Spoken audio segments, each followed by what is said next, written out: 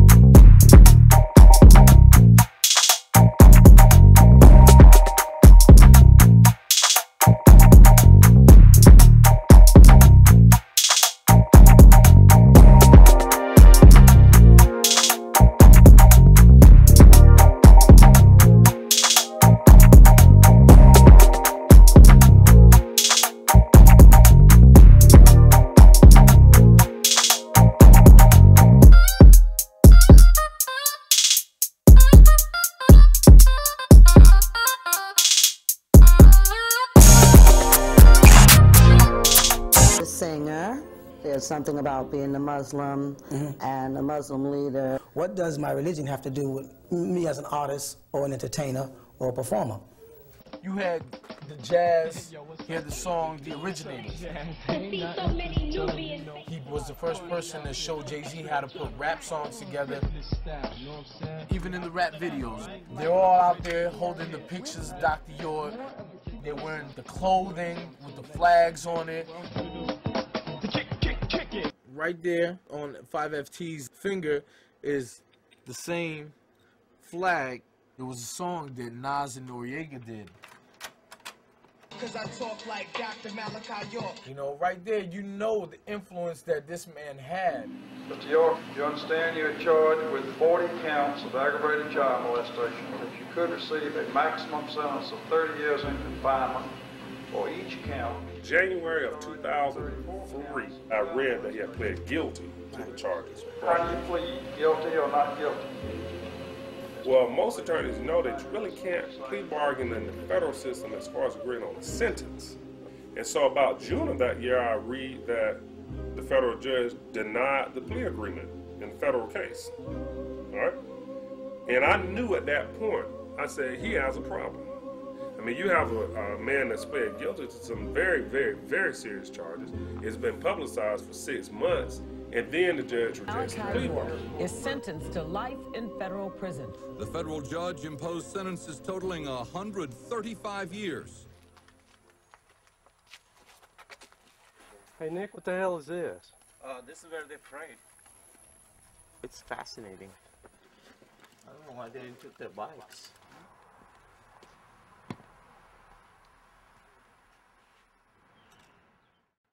Yes, ladies and gentlemen, I just want to say good evening to everybody. This is a show we should have had like 4 or 5 weeks ago, the part 2 to Dr. York's court case. And I want to make it clear to everybody, we're looking for proof, we're looking for evidence, we're looking for the right spirit or energy to let the show work as far as people getting information, because we're not here to bash anybody. We're not here to wow, just got a text. What's the number for the show? A lot of people texting me now. I want people to understand something that is very important. Dr. York, whether we agree with him or not, that man was a genius, in my opinion. And the reason why he's a genius, because of him trying to emulate something by building a pyramid in Georgia. And his attempt to establish our own language, whether it's real, false, or whatever he's trying to do, I thought was an excellent idea. And, so you have to give credit where credit is due. My whole hiccup with Dr. York was the trial and the case and what he was alleged to have done. And but while I'm interviewing Brother Anpu tonight and Brother Isa Ael Mahdi, who just texted me, say he's running 10 minutes late, we have to be very, very careful. And we have to separate falsehoods and gossips from the truth. Brother Anpu, who I'm going to bring in right now, is someone who has worked very closely with Dr. York. And, let me apologize to the brother, by the way. I mean, I had to rush and set up the show today. I don't have the recordings. We probably got to save that for like a part 3 or whatever. But I would love the people to hear the recordings, so that they could draw their own conclusion on what Dr. York actually said out of his mouth, who he trusts, and who are his peoples, and so forth. All right, so let me just, without any delay, let me introduce my brother, Brother Anpu, and I'd like, what's going on? Peace. Nothing much. I'm listening to you and your intro, and I think that was very good, and that's very important for the listeners to know that, or how these dialogues should be characterized, not as slanderous or bashing, or hate on Dr. York, Dr. Malachi York, in any way.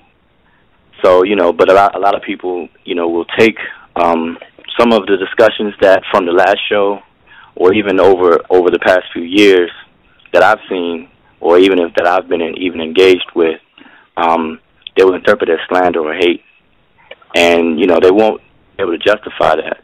It's only, in my opinion, it's only due to people not doing their due diligence and researching Dr. York's case. One, in order to find out the facts so that they can help him, if they care for him and they want to see justice done in their eyes, they should do their due diligence and research the case and find out all the facts from the court documentations and things of that nature. But because a lot of people don't do that, and when someone like myself or anybody else that was involved with the case or is currently involved with the case starts talking about it from a factual standpoint, there's some things that may not coincide with what people have been led to believe or repeat. They just accept things that's being repeated. So I've seen this happen, and then people will raise their eyebrows about that. So, I just feel it's important to let listeners know that it's not about slandering or hating. It's about dealing with the facts and finding their way through the facts to be able to help if they can. If that's what people want to do, help. You only be able to help with being armed with the facts. You can't help with a bunch of propaganda, hype, and lies. It won't work. It hasn't worked. Dr. York has been in prison since 2002, and here we are, 2015. The hype will not work. The propaganda will not work. You can only go by what is factual and be armed with that, and come up with strategies and things, whatever's available to him as far as legal remedies that are available to him, and go at it that way. So, I hope that goes across to your listeners. Okay. Well, you know, that's one of the most important things of this show is to bring a situation where, hold on, let me get a caller in here. 347-654, call you live on the air. 347-654, call you live on the air.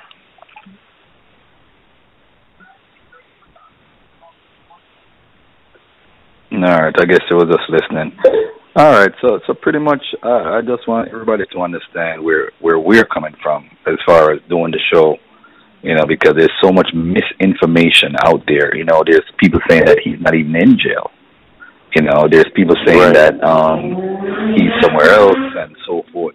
So I just want to put this show out there so people can understand the reasons behind it and this whole, you know, misinformation that's causing a problem. And we need to let go of that, man. Because why are we so spooky as a people that we believe some man is in jail or he's not in jail and it's somebody else? And you know, well, you know why? That's a big problem. I'm sorry. I was just gonna say that's a huge problem. You know, I don't.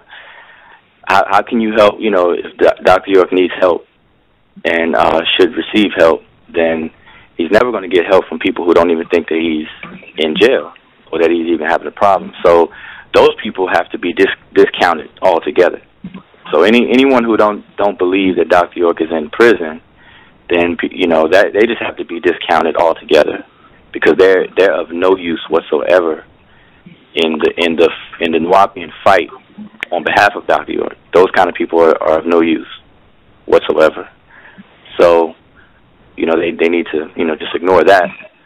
But also what I wanted to say was that, you know, in people doing their due diligence, they should consult the documentation, the court documents themselves, and find out and figure out what has transpired to reanalyze the case. People need to really reanalyze everything that took place to see if there's something that they can come up with that would help and utilize all the resources that they can. And I say that because, like, for myself, I was directly involved with the case, and I'm no longer a Nuwaubian or anything of that sort. But because of my direct involvement, it would stand to reason that people would, if they had questions or wanted to know something or whatever, that they would use me or a person like me, even if it's not me, but a person like me as a resource to get answers, to get facts, to find out what transpired, what went on, the reasons why things were done, the reasons why certain decisions were made, and what were the circumstances for those decisions, and who's responsible for X, Y, and Z. You know, it would just stand to reason, in my opinion, that people would be happy to have access to someone like that. But instead, and speaking on my own behalf, instead, what I find over the years is that a lot of, well, I can't say a lot, but many Nuwaubians that I've seen or dealt with who don't know me, by the way, but they will make me out to be an enemy, and therefore by demonizing me, they have shut off any kind of information that I could be of use to them.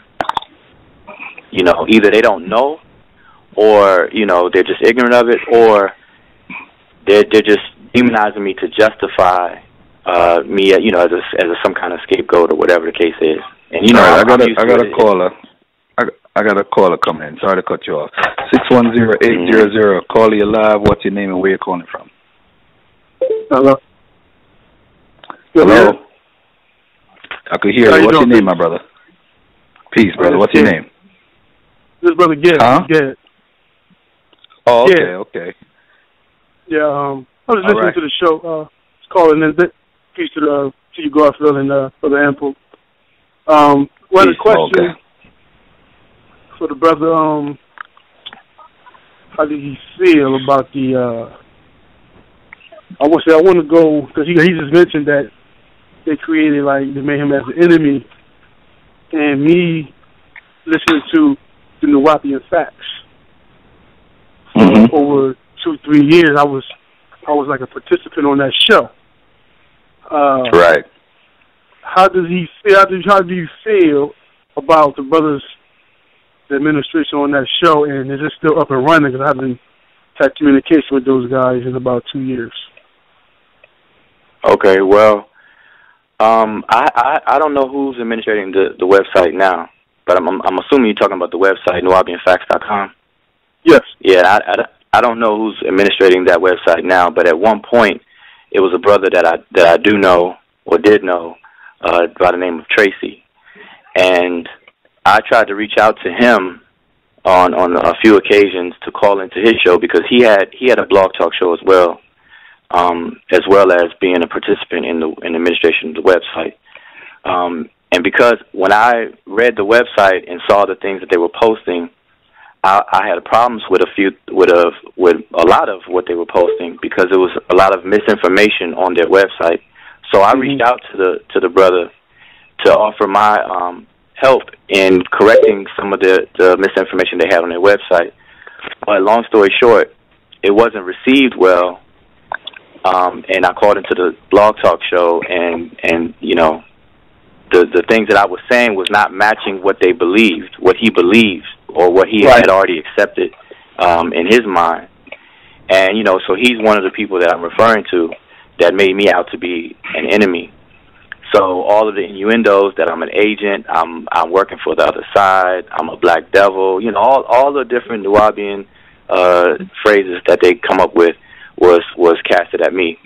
And you know, it didn't bother me, but it's just a shame that the information was cut off at that point. So if you ask me how I feel, you know, the website as I know it, it has a lot of misinformation on there. How I feel about the brother, you know, the brother, he's gonna be what, you know, I don't have any ill feelings to the brother or anything. I just know, you know, that people are sincere. They want to help Dr. York, and they may not know how to go about doing it. So the brother means well, but you know, he's just not utilizing all the resources. Yeah, because when I was on the show throughout the years, your name was mentioned plenty of times, as well as Harold Hotep, as well as Anthony Evans, quite a few other people, and basically it was all you guys made to be the bad guys who turned on the nation, and you know, things of that nature, and then people would follow suit with what he was saying. On the show, he went by the name of Y Ray. I think his name was Andre. I'm not sure, but this was being every weekend. This was every weekend they will mention one of you guys' names into the public. Right. So a lot of people would have already pre-assumed who you guys were without even knowing you. Right, and like I said, that's just sad. You know, I'm not aware of how often my name comes up, but I am aware that it does come up, or it did come up, and I try to reach out to them, speak for myself, and see the way I deal with it. Anyone who will listen to gossip and listen to what somebody says about someone else without checking with that person, because I'm approachable. You know, I'm not. People can contact me, or like I said, I reached out to the show, called into the show, emailed the website, and so on and so forth. So, you know, for people that do that, then you know, it's really of no use, because anybody who would just take someone's word for it without checking with me about me, when I'm available to talk to, then that's on them. You know, you can't really do too much about that. But I guarantee you, I'm on the show right now. I guarantee you that everything or anything that they say about me, I can answer to. I guarantee you that whatever they're saying is a bunch of lies and stuff for you know, painting me as a bad guy. So you know, they could call in and talk to me or whatever. So I'm always available, and I you know, I always extend that. So anybody has a problem or anybody believe in what other people are saying, they can call in. You know, keep it simple like that. Appreciate that, brother. I appreciate that. You know, definitely thanks for clarifying the situation. I think people who need to hear that, I know a lot of people used to be on that call, probably listening today right now. And the reason why I had a different thought about it, because I keep communication with her Hotep, and he basically broke it down to me, and you know, that's when I finally woke up and everything. You know, it's just a sad situation, because you're dealing with a man's life, that a lot of people claim to care about, but people want to play games and point fingers and really don't know what they're talking about. So I just see it as a big, it's sad. It is. Although I'm not a Nuwaubian, I have nothing to do with the Nuwaubian organization or any affiliate. I'm still, I still offer information to people and in terms of helping them if that's what people want. So, you do. It's just sad. All right. Thanks for the call, brother. Let me bring in a brother who's going to be on the panel tonight. Peace, brother. Put you back in the queue. All right, I'm going to bring my brother in. I think this is my brother. Is this Brother Issa? Peace. You hear me? Peace. How are you, beloved? All is well. All right, that's what's up. Long day. All right, let's. Do you have any comments to make before we get into any questions or anything? Yeah, I missed part of the program. I want to touch up on a few things. From the last time we spoke, there was one thing that you asked me. I want to elaborate it on further. Okay, not one thing, a few beautiful. things. But one of the things a lot of people talk about is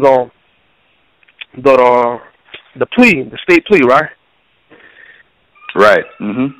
And one thing a lot of people don't know is that the state plea, even though it was a plea bargaining, and it was shown on video and everything, the sentence itself was actually suspended. It was bed docketed, and that sentence never been executed on him. It was held in abeyance, and they did this because they wanted to try him over in a federal case. On the federal side, they wanted to hold something over him. He's never, as of today, he's never done time for any of that in state court. The whole reason he's serving 135 years is strictly on the federal charges, and on the federal charges have nothing to do with child molestation. All right, so let me let my brother. You want him to respond to that, or you wanted to elaborate some more on that? Yeah, I want to respond to that real quick. Go ahead, Brother Anpu. Go ahead. Yeah, I'm just a little bit confused because, Brother Issa, you were saying that you wanted to address something that I had asked you or said, but I've never made the claim that Dr. York was served, that he received a sentence for the plea in the state, and I've never claimed that his time being served now has to do with the state. So I was just a little confused of. No, I didn't say you. I didn't say you did. I said it was a question that was asked last time. I want to elaborate on it because a lot of people don't know. I thought you meant a question. I did. Okay, so I understand. No. But I do want to elaborate though. So I just want to put that clarification. But I do want to elaborate that the state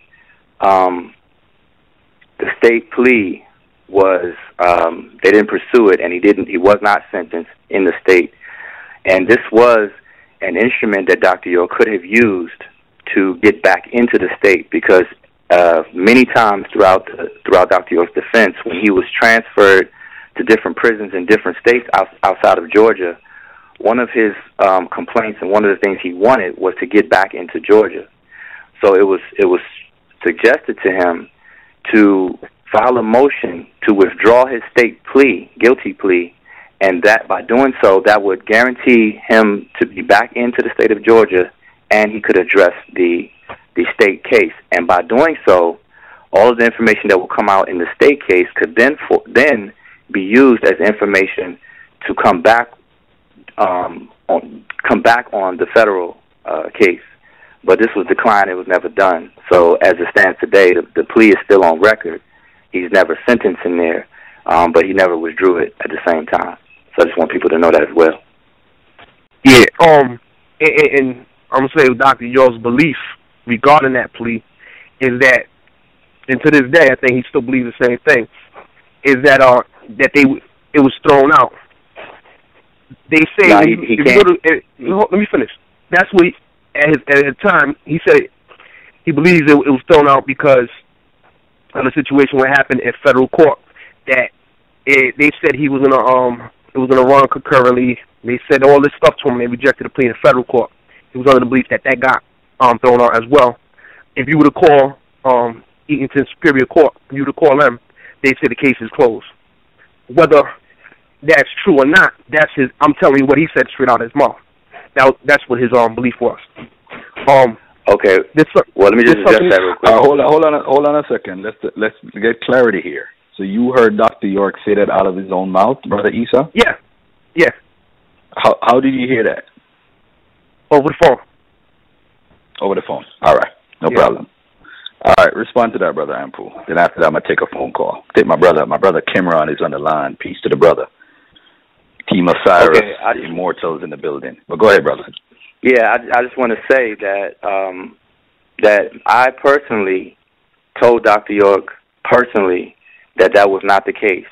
And like I just said, it was suggested to him by myself and others and the attorney at the time for him as an option that he could file a motion, move the court to withdraw his guilty plea in the state in order to get back into the state.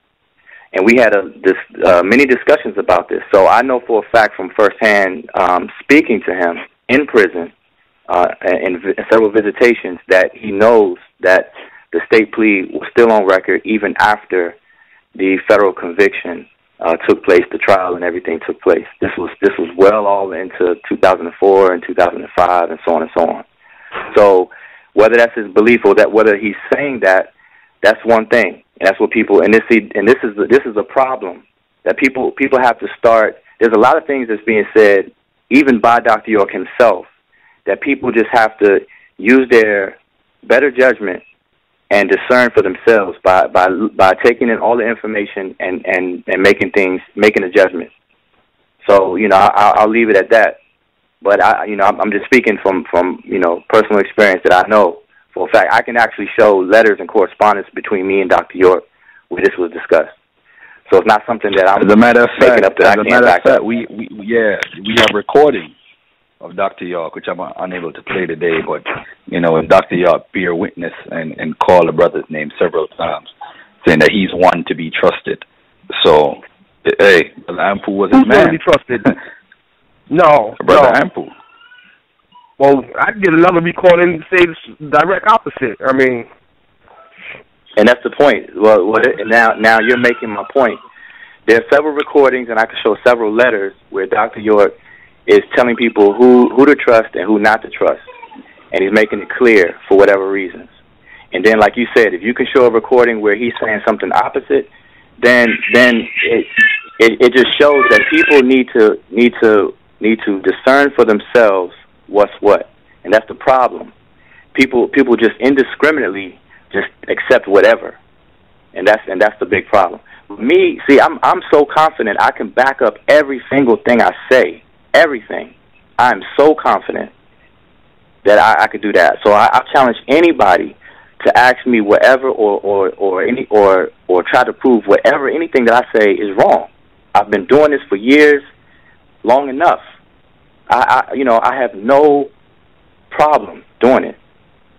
That's why, so I'm on the phone now. Wait, where's my thumb drive at? Hold on one second. Let me take this brother here real quickly. Yeah. Brother is on let me take Cameron. Let me take a phone call real quick. Cameron, you there, my brother?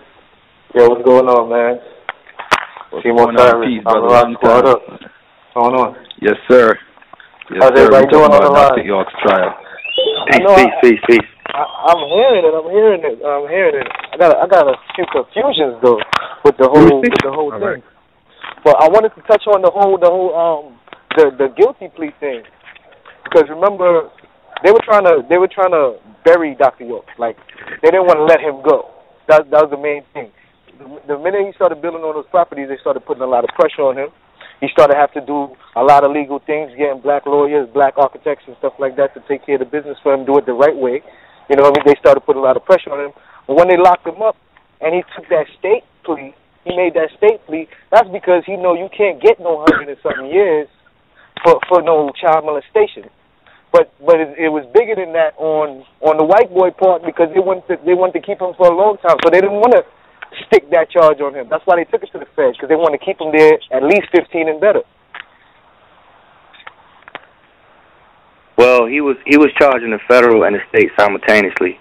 So right, but the feds will pick it up because the feds overruled the state. If he threw the state time, the feds going to want the more time. The states only take like 10.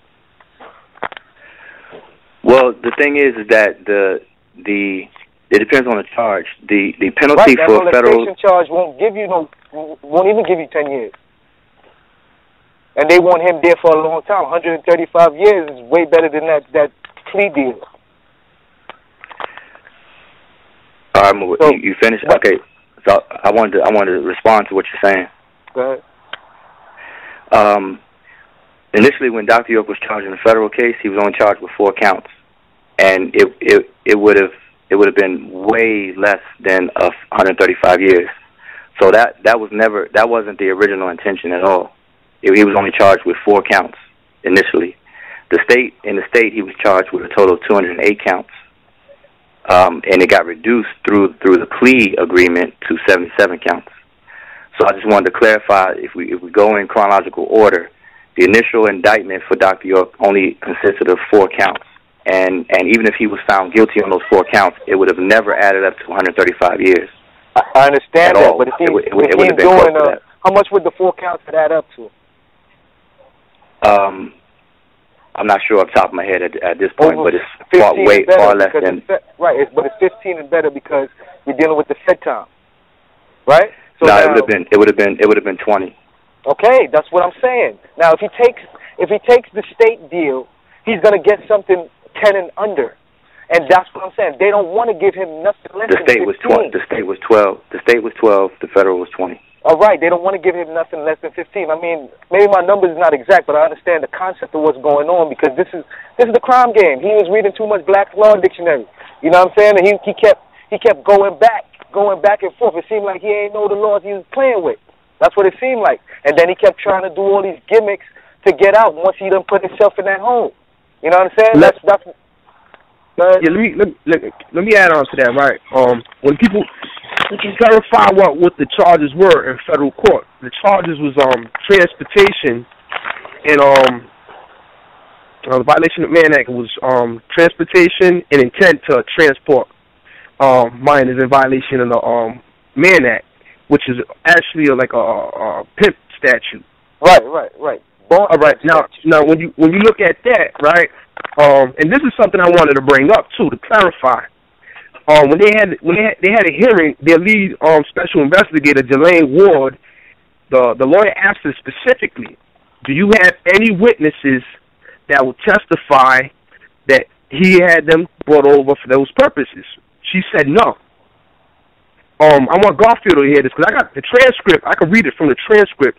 My computer's running a little bit slow, but pretty much that's exactly what she said, right? She said no. So those are the initial charges. Right. And there was a question that was asked by Anpu earlier regarding ineffective assistance of counsel. When you're charged with something, they call it the 4 points of the law, right? Within the 4 corners of the law. If there's not a factual basis, right, to support what you're charged with, you're supposed to submit a motion to dismiss, right? And when that was done, that was never done, a motion to dismiss, and it wasn't heard by the judge. That case should have been thrown out. After that, they ended up doing a superseding indictment when they charged him with a whole bunch of other stuff. And one thing I want to correct, Anpu has said that's the way the feds work. No.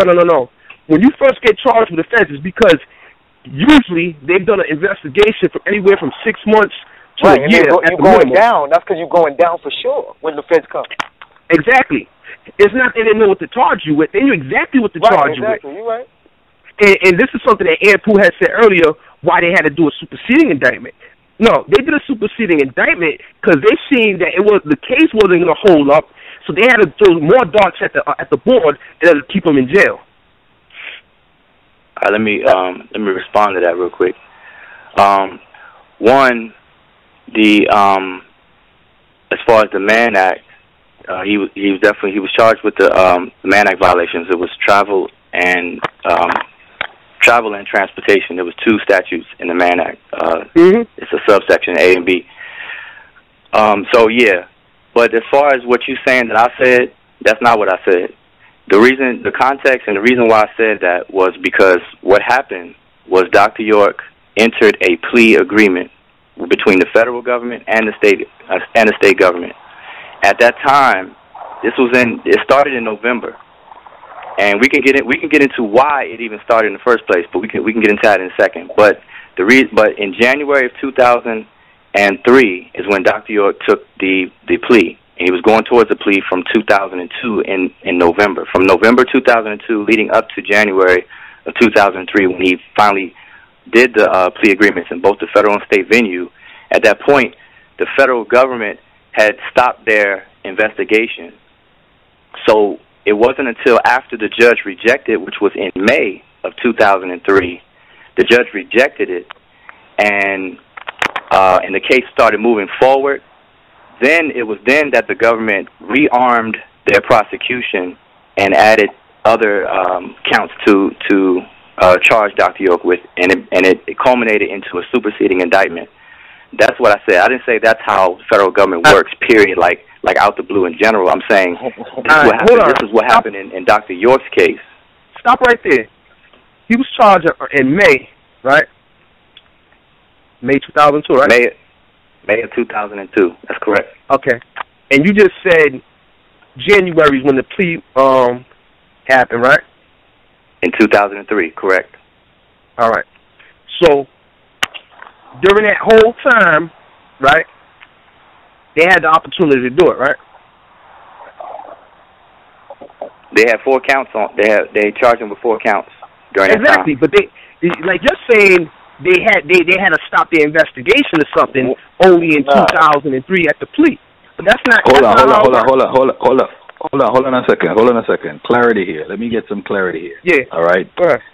If whenever a trial is going on and they're gonna have somebody that said no bail and so forth, usually, if you're gonna work on a plea deal, from what Brother Anpu just said, I'm getting that he said that they worked out a plea deal for the state and for the federal around the same time. Am I correct, Brother Anpu?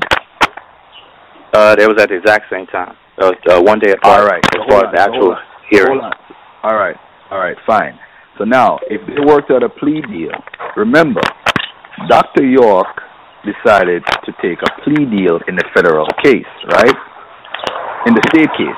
And then he decided to take a plea deal in the federal case and then the judge rejected it. That's when they went back to the drawing board and started a whole new investigation to do the federal case. That's what I get.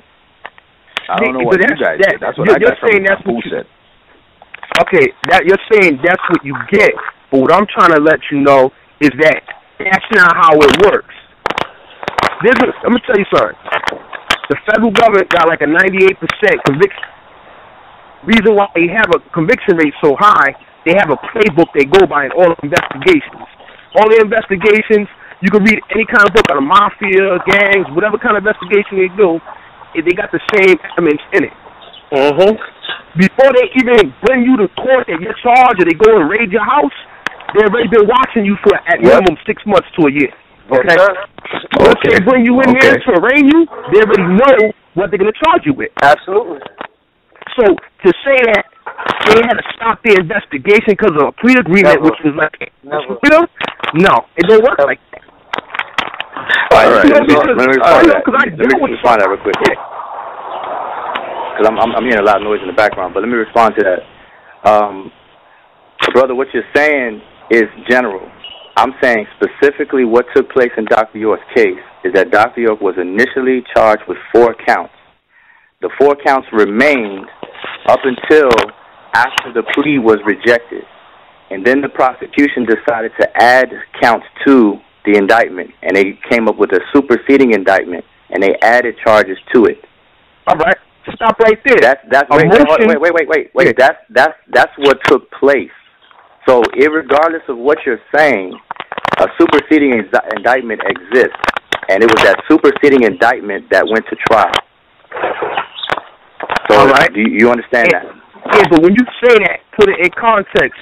Because my computer right now is slow, but I can look at the docket sheet for the motion that the lawyer put in to ask whether or not there was going to be a superseding indictment, and they said no. Let me just say this. As far as putting it in context, the superseding indictment exists. Are you aware of that? Yeah. No, I don't deny the superseding indictment is what went to trial. What I'm saying is. So let me ask you why did they file a superseding indictment? They filed a superseding indictment because the initial charges weren't going to stick. Where does it say that at? All right, I explained when Jelaine Ward said she had no witness to testify regarding the acts of the Mann Act. She said no. Am I lying? You read the transcript too. Did she say that? Because I got you right here on recording saying she said the same thing.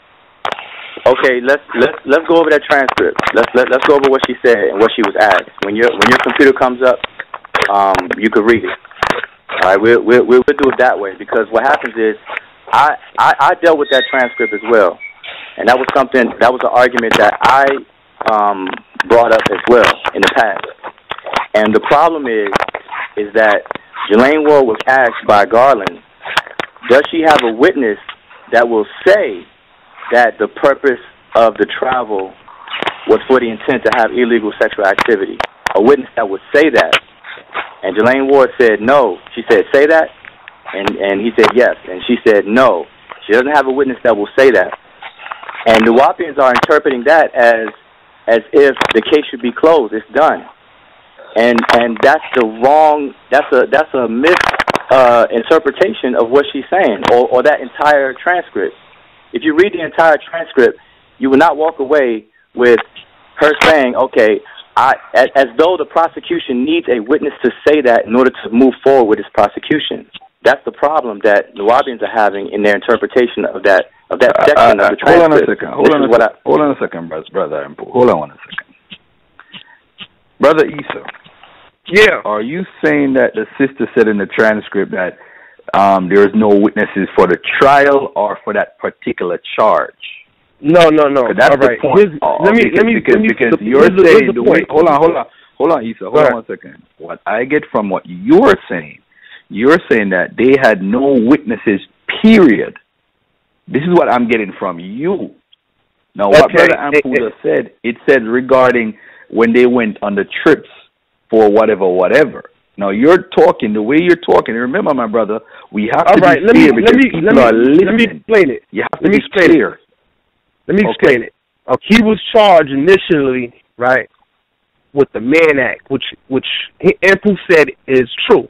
It has two sections to it, right? Travel and transportation, right? Mm-hmm. And the only like reason a pin charge, like a pin stuff, yeah. Exactly. That's what it originally was for, and it was utilized to go after black men in particular, like Jack Johnson. I think Chuck Berry was another one. But specifically, the reason why the feds would put jurisdiction on the case is because it's interstate commerce or travel. And commerce implies money. Now, they say for sexual purposes, right? Now, when you look at it, that means they had to be they were trying to say at his direction that he had minors come across state lines for the purpose of sex. That's what the charge was, right? Now, when she was asked about that by the lawyer, right, when she was asked, do you have witnesses that will say that? Because remember, it's supposed to be at his direction. That's the intent to be charged. You have to be charged with intent, right? She said no. Mm-hmm. So what I was saying, when she said no, right, she has no witnesses to say that, and that's what he's charged with, right? A motion to dismiss due to the fact there's no factual basis for the charge was supposed to be submitted in order to have a hearing on that and to have it dismissed. Or the judge on his own volition, hold on, bro. You know what's wrong with what you're saying right now? What? You're trying to be a lawyer while the lawyers already did their job. Let me ask you this. No. The lawyers didn't do their job. Hold on. Was the Mann Act the only charge against him in federal court? At that time. Nope. That's not true, brother. Brother, that's not true. Don't do that. I'm going to allow you to redeem yourself. The man no. charged against Dr. York. Don't say that. At that time, when he was first charged, what do you mean? Did we just agree that they had 4 charges? So the 4 charges are only in the Mann Act? That's what you're saying? Yeah. Anpu, respond. Well, I want to back up to what the brother's saying because, see, what the brother's saying is shared by a lot of Nuwaubians, and that's one of the biggest problems. And for the life of me, I don't understand why they won't listen. It's like people are being bullheaded with that interpretation, and it's not working, and it's not going to work, and it didn't work, and it's not going to work. Period. And the reason why is because the prosecution, in order for them to move forward with the charges that Dr. York was facing, they don't have to have a witness that says that the intent for the travel is for illegal sexual purposes. And that's the whole point. What's going on is that it's people are taking that soundbite or that statement out of the entire transcript, out of context, and is acting as though a prosecution cannot prosecute a Mann Act case or Mann Act violations that Dr. York was facing without having a witness that says that was the intent. And that's the point. That's the point that people have to understand. She said she doesn't have a witness that will say that's the intent, but that's not the requirement. That's not the requirement to move forward with the charges that he was facing. So no. I'm sorry. So I'm saying the lawyer didn't file a motion to dismiss or anything like that because the lawyer knows or knew at the time that that's not the end all be all for this kind of prosecution to take place. The fact that she doesn't have a witness that will say out of their mouth that was the intent. And then that logic kind of backfires because if that was the case, if it was a big conspiracy and these people were lying and saying whatever, then they could have got anybody to just say that. You see what I'm saying? So it's bigger than what the brother is saying, and it's a misinterpretation that I hope that people will look into and clarify so that they can get onto some real information that will potentially help. And not worry about that misinterpretation, and that's a big problem. And I dealt with this years ago. Thoroughly. So that's my response to that. And I know we don't have time, but you can read the transcript yourself. I got the transcript pulled up. You can read the entire transcript, the entire line of questions that Edward Garland questioned Jelaine Ward about, and see it in its full context, what was said afterwards, what was said before it, and so on and so on. And matter of fact, Garfield, I could provide you with the transcript, so anybody that contacts you and wants to see it for themselves, they can get it from you. So I can send it to you. I mean, I agree with what you were saying because as long as you get with the Fed, you don't really have to have a witness, or as long as you can prove intent. You know what I'm saying? And what they can prove is that there was people moving from one state to another state to go join this organization, children as well. And that's where they can create a lot of the other stuff to charge you with. Mm-hmm. Yep. Right. And see, to prove intent, what happens is there's a thing about intent, because intent is to assume someone has a crystal ball and knows what's in the minds of others. So absent of that, to prove intent, what prosecutions and defense do, they show patterns, or they show a repetitiveness or a pattern of something. Right. Exactly. And if they can show a pattern before and after or during and so on and so forth, is how they get into intent, like what a person intended to do. And they had that. They actually had that. They had a lot of traffic back and forth on a regular basis in and out of that complex. So that's what they was using as their foundation. Well, what I'm saying is that if people read the superseding indictment, because it's several pages, and it lists the various different predicated acts and so on and so forth that they're using to show intent. And this is what the brother needs to understand. That that's just a matter of knowing about the law itself and the procedures itself. So it's a misinterpretation, and I understand because a lot of people say the same thing that the brother's saying,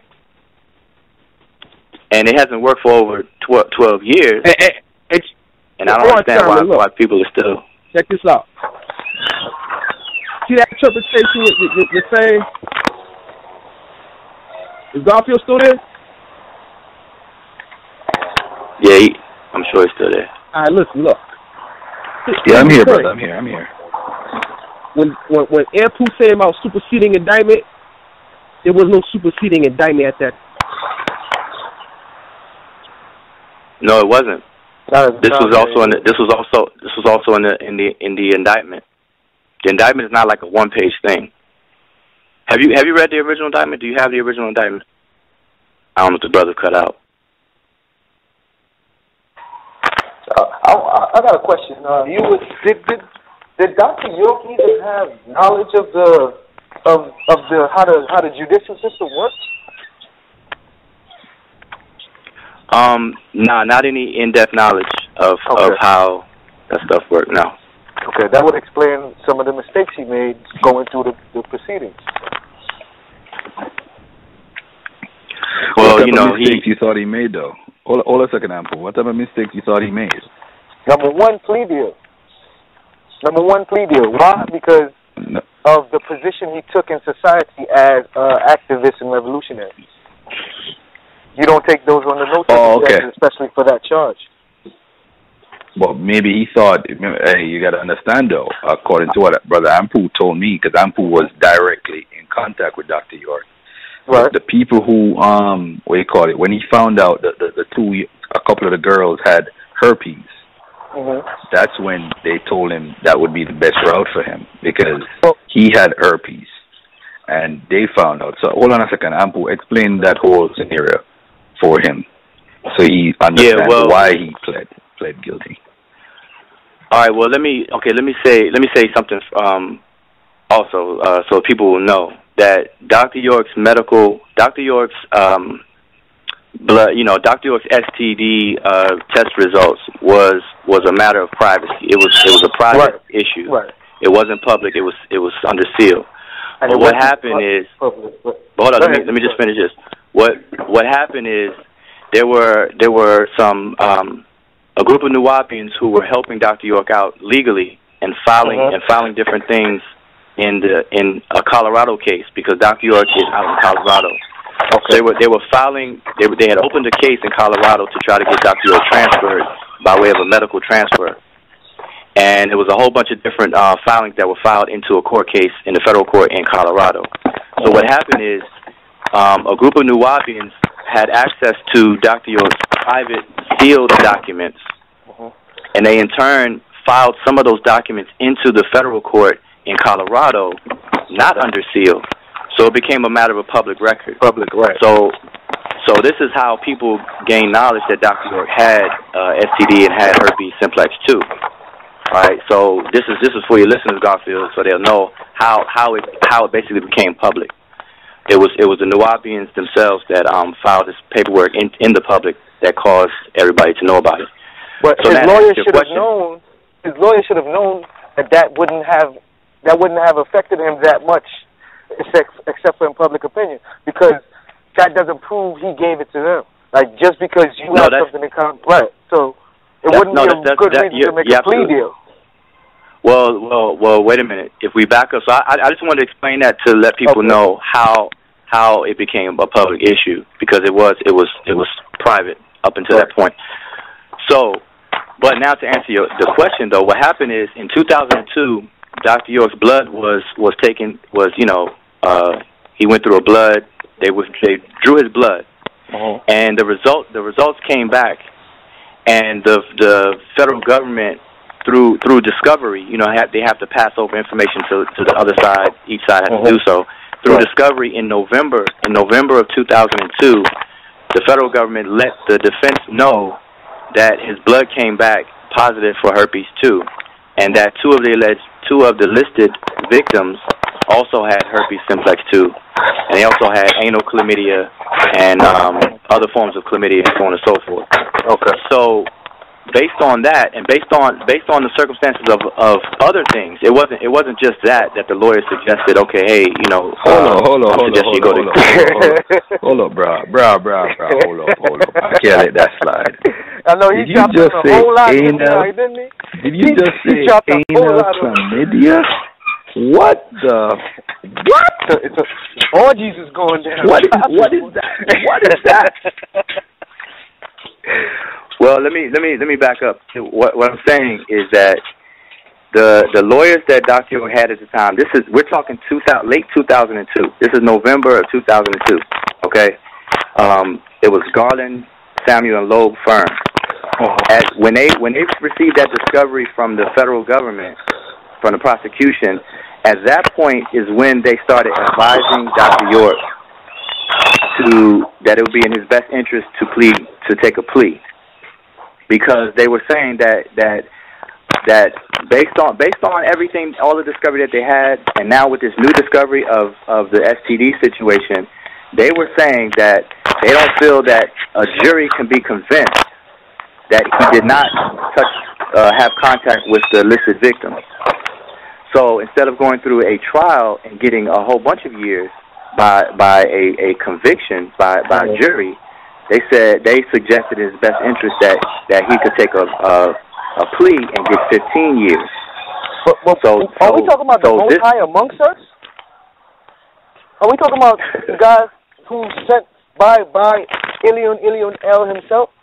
Are we talking about the same person? Because I would understand why you want to take a plea deal when those type of things will come out, and then the world gets to know you're not who you say you are.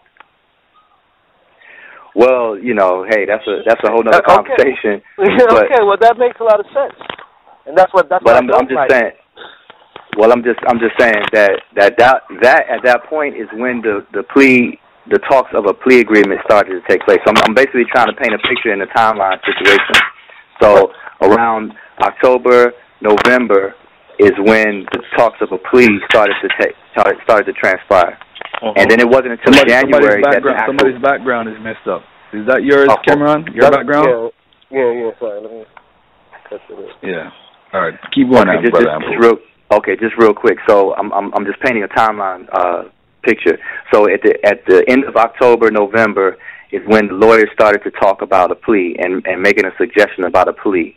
And it wasn't until January of the next year that Dr. York actually took the plea. It was the end of January, January 23rd and January 24th for the state and the federal, respectively. So that's the time frame we're talking when it was all about talks about a plea. So that's the circumstances of why the plea was even suggested in the first place was because of this new discovery that came back from the prosecution based on the STD results. Okay. Are you familiar with any interviews Dr. York did? Put your dog back, bro. Oh no, I'm on the phone. I'm sorry, man. Sorry, say it again. You got a lot of noise in the background. Hello? I couldn't hear you. Repeat what you were saying. Hold on. I can hear you now. Yeah. Cameron, why are you holding up my show, man? I think the phones in Brooklyn don't work that pretty well, man. No, I'm walking on the street, and this guy almost got his dog to bite me, man. Anyway, yeah, man. With the whole, hey, you're talking about Dr. York. The dog, he might have sent that dog for you, right? He might have sent it. He probably did. Go ahead, brother. Go ahead. Well, the whole plea deal thing. If you're familiar with the interviews, right, from his mouth, like out of the lion's mouth, the lion said that he only took the plea deal to save the people that were gonna, go through the trial with him and stuff like that. He wasn't completely honest as what the information I'm getting from this brother on the line is not the information that I get from the man's mouth himself when he has the opportunity to tell us. Instead he lies to us. Well, this is the thing. A lot of the interviews that took place that people are hearing and stuff are all after the fact type of interviews. There were no interviews. There were no interviews done in real time as the time that we're talking about. Right. But let me just say this though. Anpu took a plea. Yeah, just real quick. At the time Dr. York took the plea, there was no other. There were the sisters that people are talking about. They were not in jail at all. Right. So this is what I'm understanding. What you said makes perfect sense. What you told me earlier. But I'm telling you that what he said to his followers to keep them as sheep was lies. He completely told them something different, because he also said that he would actually be free right now if he only was to tell his followers that the things that he was speaking was untrue. And he refused to do that because he is sent by the Most High, and all the things he was saying was true, so he refused to do it, and that's why he's still in jail to this day. This is what he said from his mouth. Okay, let me just speak to that. Because I want people need to see the difference. Now, this is what I mean by the sound good, feel good hype that's being spread or even told to Nuwaubians, whether it's coming from Dr. York himself or the administration or what have you. This is the problem that's infected his defense. Is that people are just believing. I'm hearing a lot of noise. Yeah, can you mute your phone? Yeah.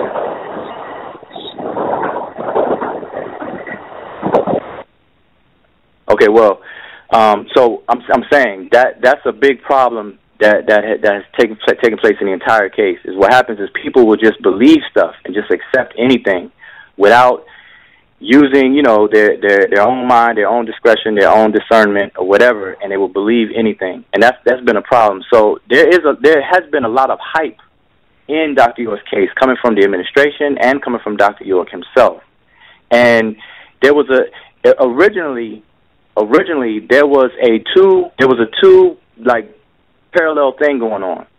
Dr. York wanted to win the vote of public opinion, so there was things that was said that was exaggerated and blatantly just not true, to get the public's attention and to get the public to start looking into his case and like basically all eyes on him and his case and so on and so forth. So there was some things that was put out in terms of flyers, things that he even said, and so on and so forth. That was for that agenda.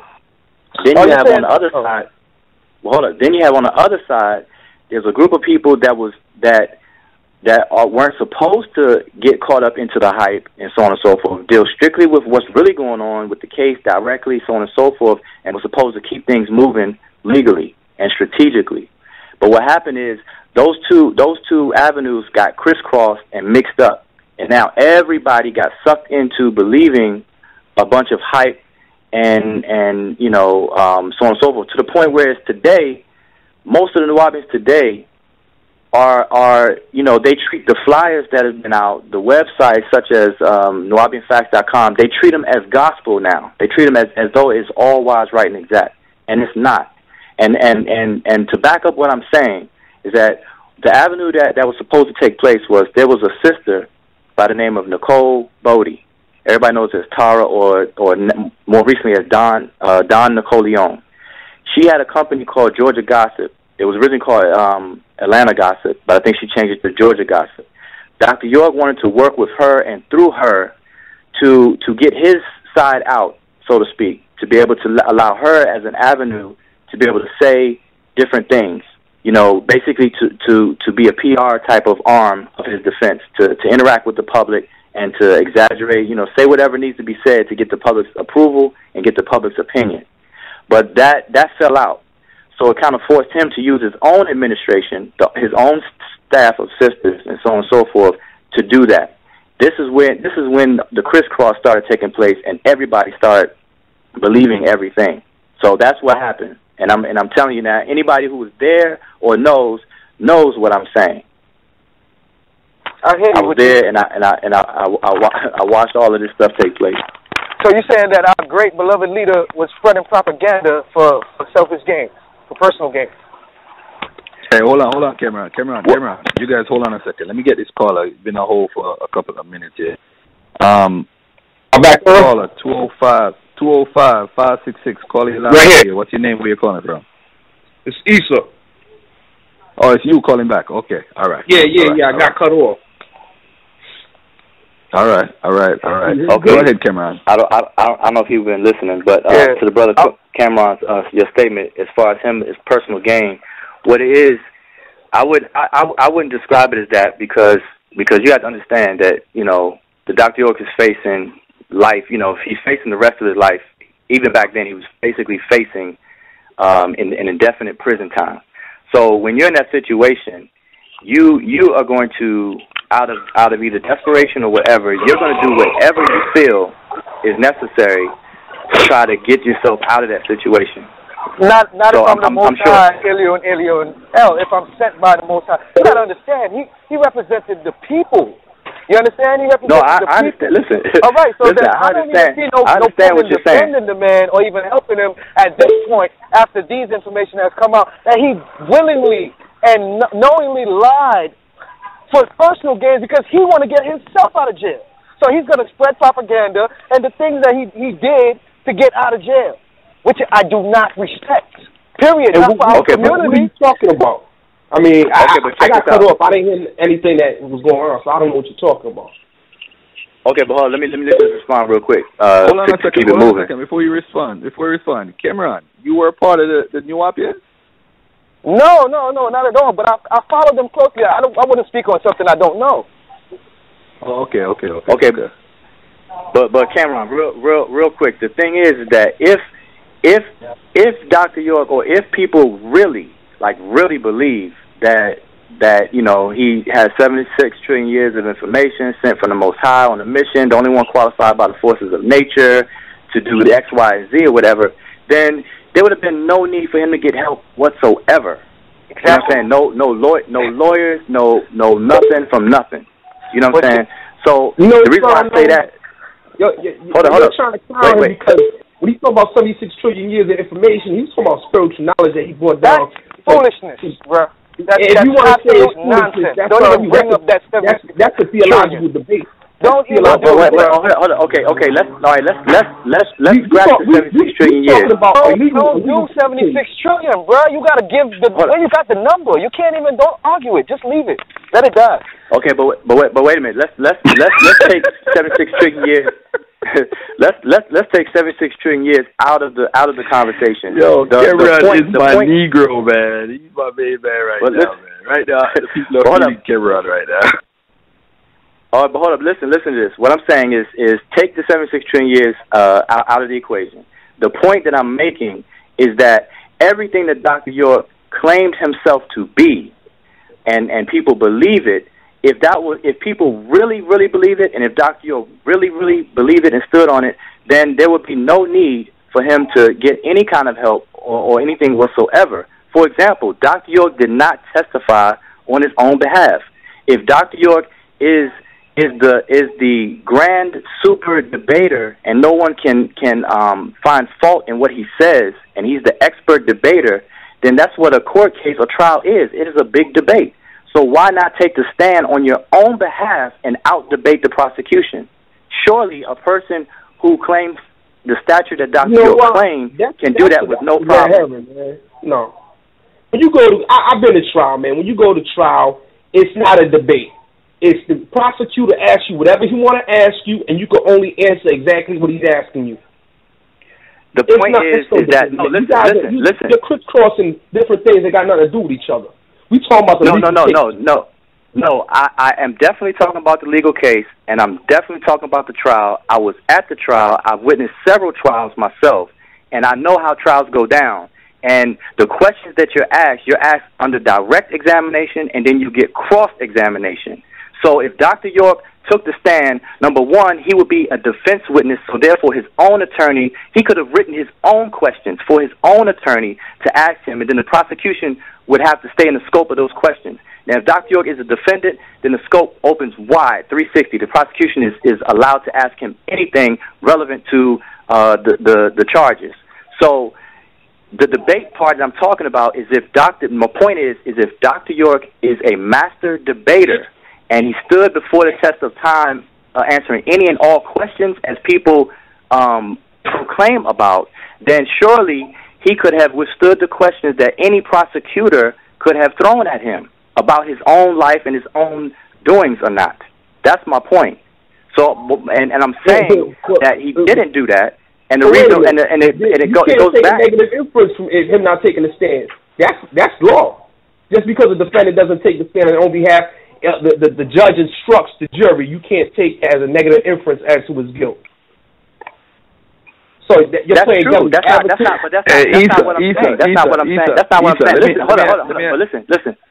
Hold on, but hold on. Let me make my point clear, because Issa's talking about something different. See, Issa, you're talking about something different. I'm saying, the reason why I'm saying what I'm saying is to address what Cameron was saying, is that if Dr. York is who people claim him to be, then Dr. York could have spoke on his own behalf. Whether him not doing it can have a negative inference on him is outside of what I'm saying. It's irrelevant to what I'm saying.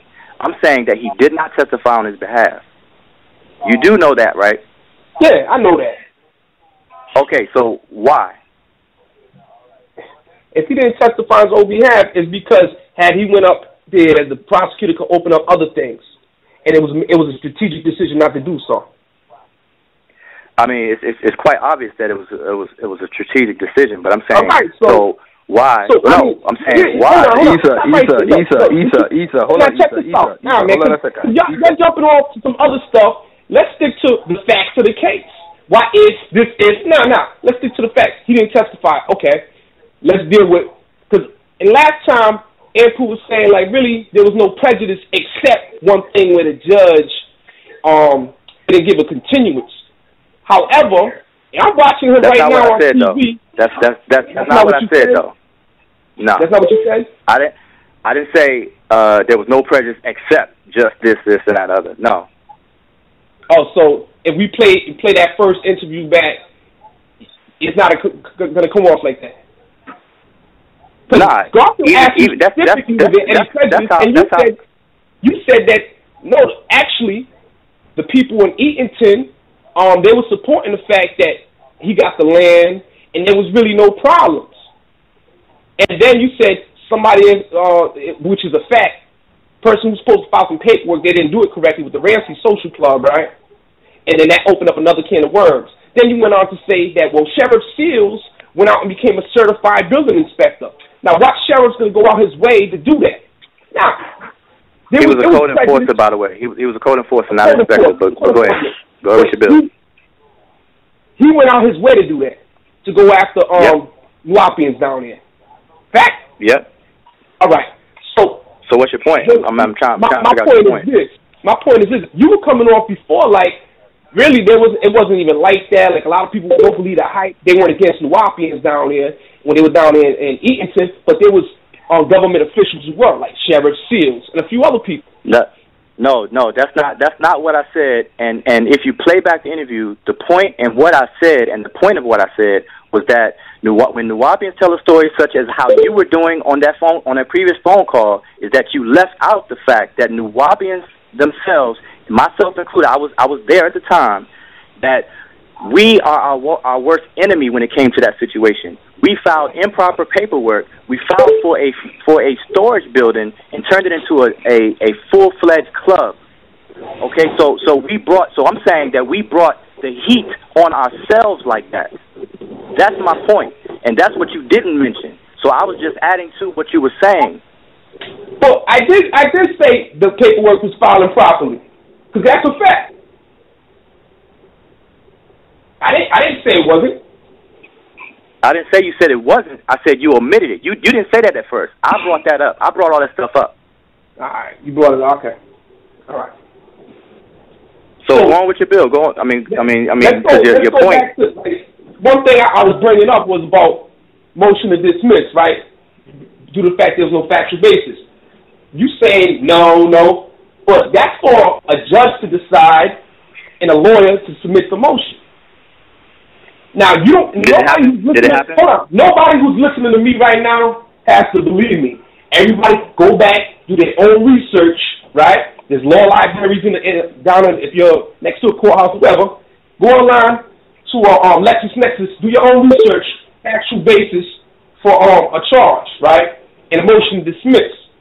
Now, whether or not it would have been successful or not, and I don't think it was, but it would have been a good appellate issue, right? It was for the lawyers go through and put it in there and have it heard. And from the looks of it, the judge was just denying every motion that was going before him that was on the side of the fence. Is that true?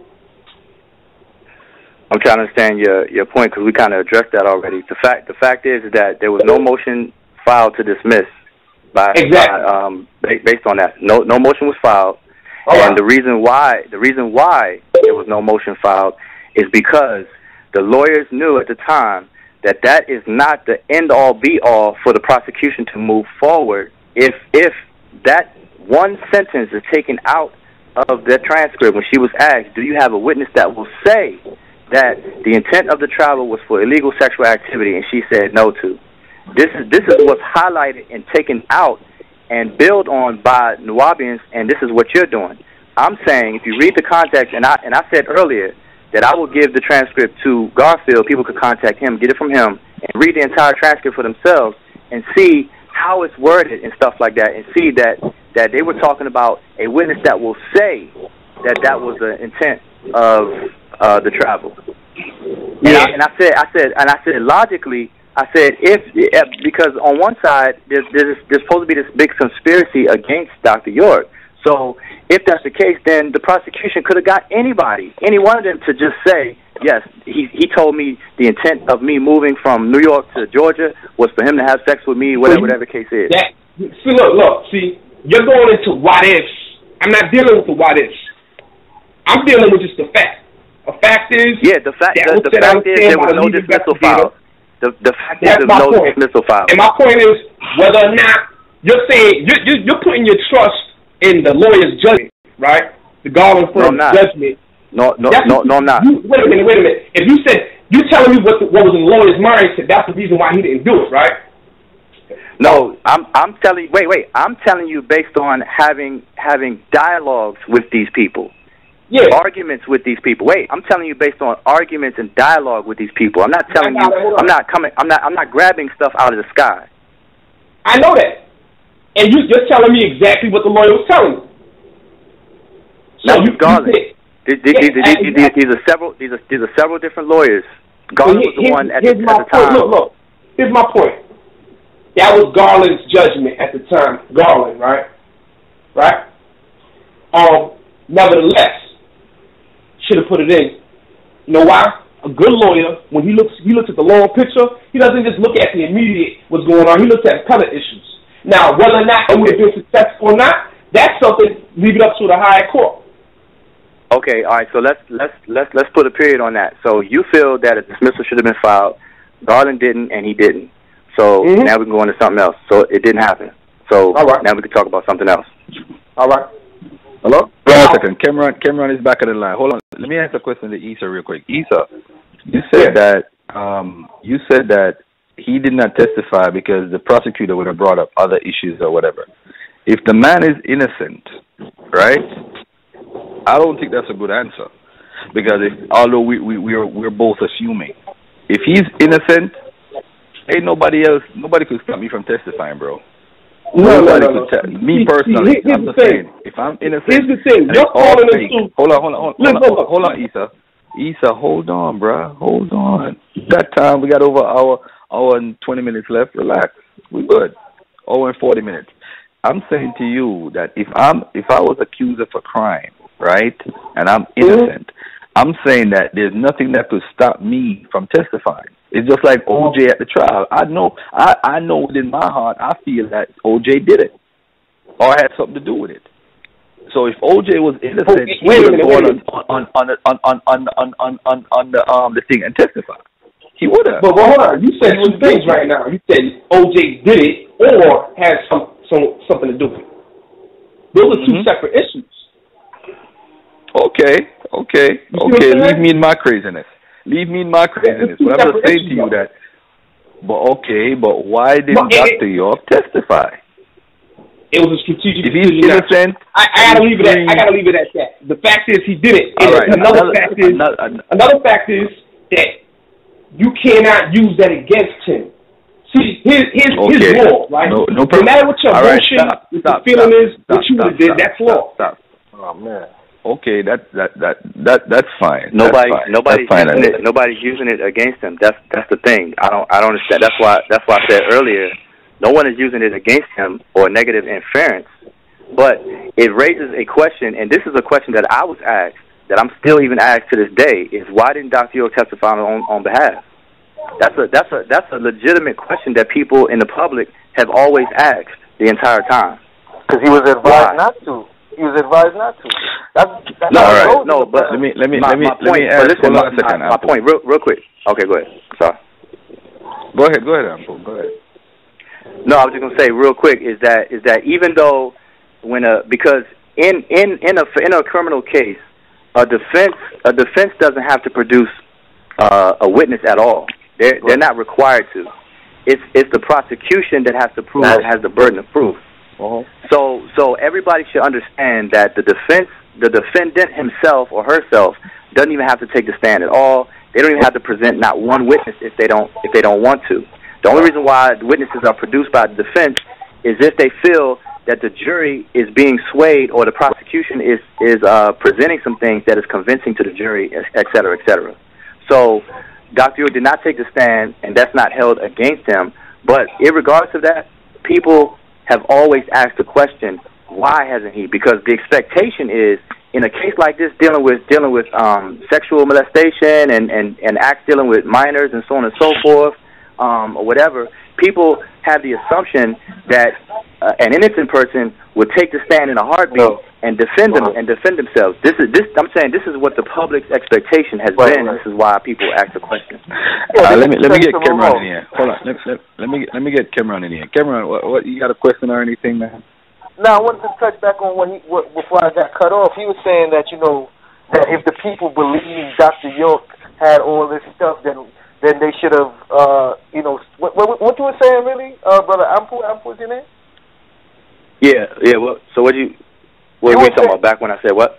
When you said that, because I was saying that if he's the Most High and stuff, then he shouldn't be lying to the people. And you're saying that basically it's the people's fault for believing him. No, that's not what I'm saying. What I'm saying is that I understand. What I'm saying is I understand your point, and I understand what you're saying. If he's the Most High among us, and all the accolades that is attributed to him, if all of that is true, then we wouldn't expect him to do or say tell lies or anything like that. So I understand that.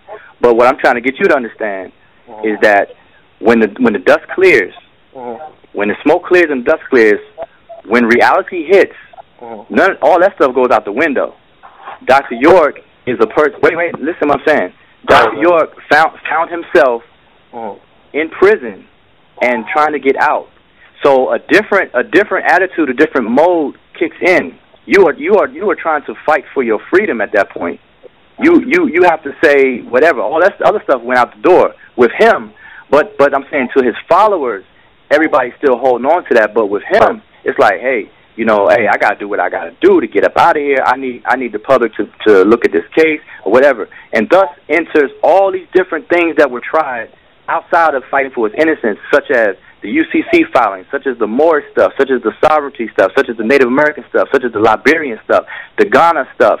All this extra stuff that was going around was out of desperation to try any and everything to change the situation.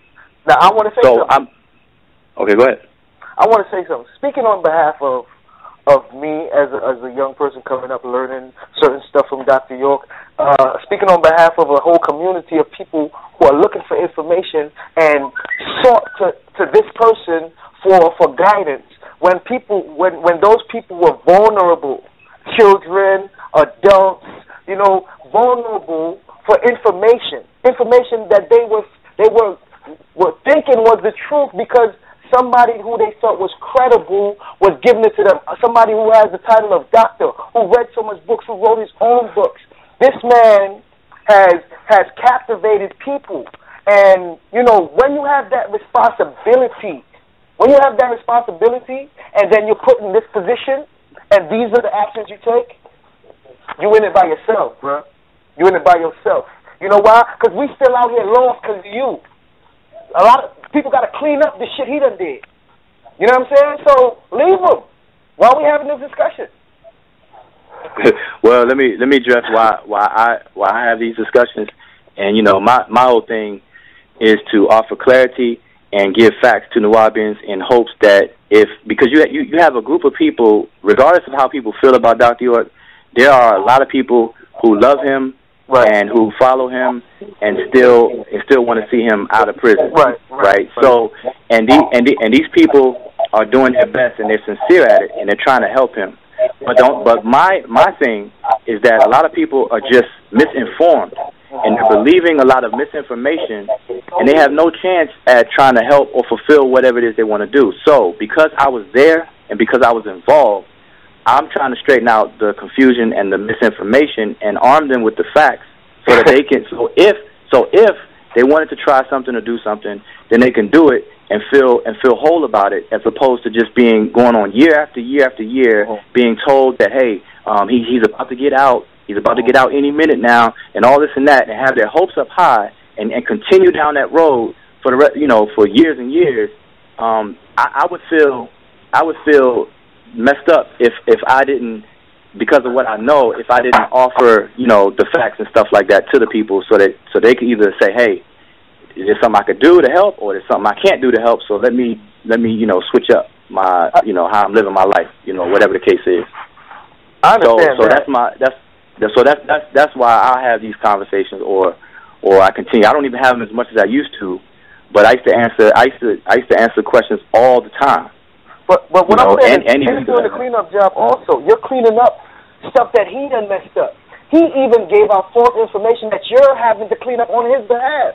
Like, this is what I'm saying. If you're saying that there's a lot of... When we say clean up, give me an example, like, because you lost me. Because he said that the reason why he actually took the plea deal was for one reason, or several reasons. You just clarified to us today that it was a whole different set of reasons, so you just cleaned up something that he caused right there. So, wait a minute. Hey, hold on. That's if you believe Anpu. Hold on. If I believe Anpu? Well, what Anpu says, you're taking his word for it. I'll tell you what. At this moment, I'm taking his word for it because I used to take Dr. York's word for it, and Dr. York's word just didn't make no sense to me. Now, wait. We're having a brother on the phone who was speaking from perspective of being part of the trial and probably was there active. He was speaking of transcripts. He was mentioning references about this information. That's why I'm taking his word for it as for now. And that's why I said, well, based on what he's saying, then it makes sense. But then that would mean that he's cleaning up some false information that Dr. York has spreaded. The master of false information is now the victim of false information. You understand? So it's like, now he's cleaning up something. He's cleaning up all the misinformation that the master... Hold on, Cameron. Cameron, hold on a second. I need to make this point, and this is very important. Dr. York, and I think you're wrong, Cameron. I'm going to tell you why. Okay. He told us when he took the plea deal that he was abused and forced to take the plea deal. He said that afterwards. No. He said that afterwards. I know he said that afterwards, but remember though, I asked Brother Anpu last show, and I said to him, what was the reason he told you before he took the deal? He said that Dr. York said to him that this was the best course of action, pretty much, right? Now, if this was the best course of action, now after he took the deal, he started coming out now and saying, oh, they beat him up and did all of that. So I asked Brother Anpu met with him before he took the plea deal and after the plea deal. And I said to Brother Anpu, did he at any time tell you guys that he's been beaten, abused, or anything? And Brother Ampu said no. Well, that's what I'm saying. So that it shows. I need to address something. Let me address something that Brother Issa said real quick. And that, number one, I don't want to be believed. My whole problem is Nuwaubians believe too much, and they don't check things out. So my point is that people can check out what Cameron said is that one of the things Dr. York said, the reason why he took the plea was to free the other sisters who were in jail that he felt was suffering like how he was suffering. And my point is that the fact is they weren't even in jail when he took the plea. Now, nobody has to believe me. All you have to do is pull the record yourself. You can even pull the newspaper clippings during that time. Matter of fact, I tell you when it was. It was about December 3rd or December 8th of 2002 when the sisters were released.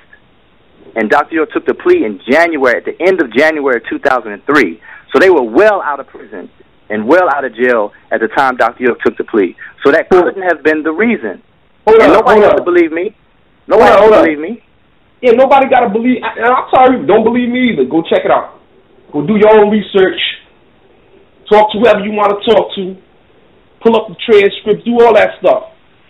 But my thing is, you know, what he's saying is one thing, but you know, when you're doing plea negotiations, the lawyer comes up and tells you, this is what the prosecutor's talking about. I think I can get it down to this, and then he's looking to see, do you want to play ball with them, and we can work something out. So I can go back and tell them something. That's why the plea. Were you there? It sounded like you actually created that scenario, bro. No, I wasn't. Were you there? No, I'm asking you, were you there?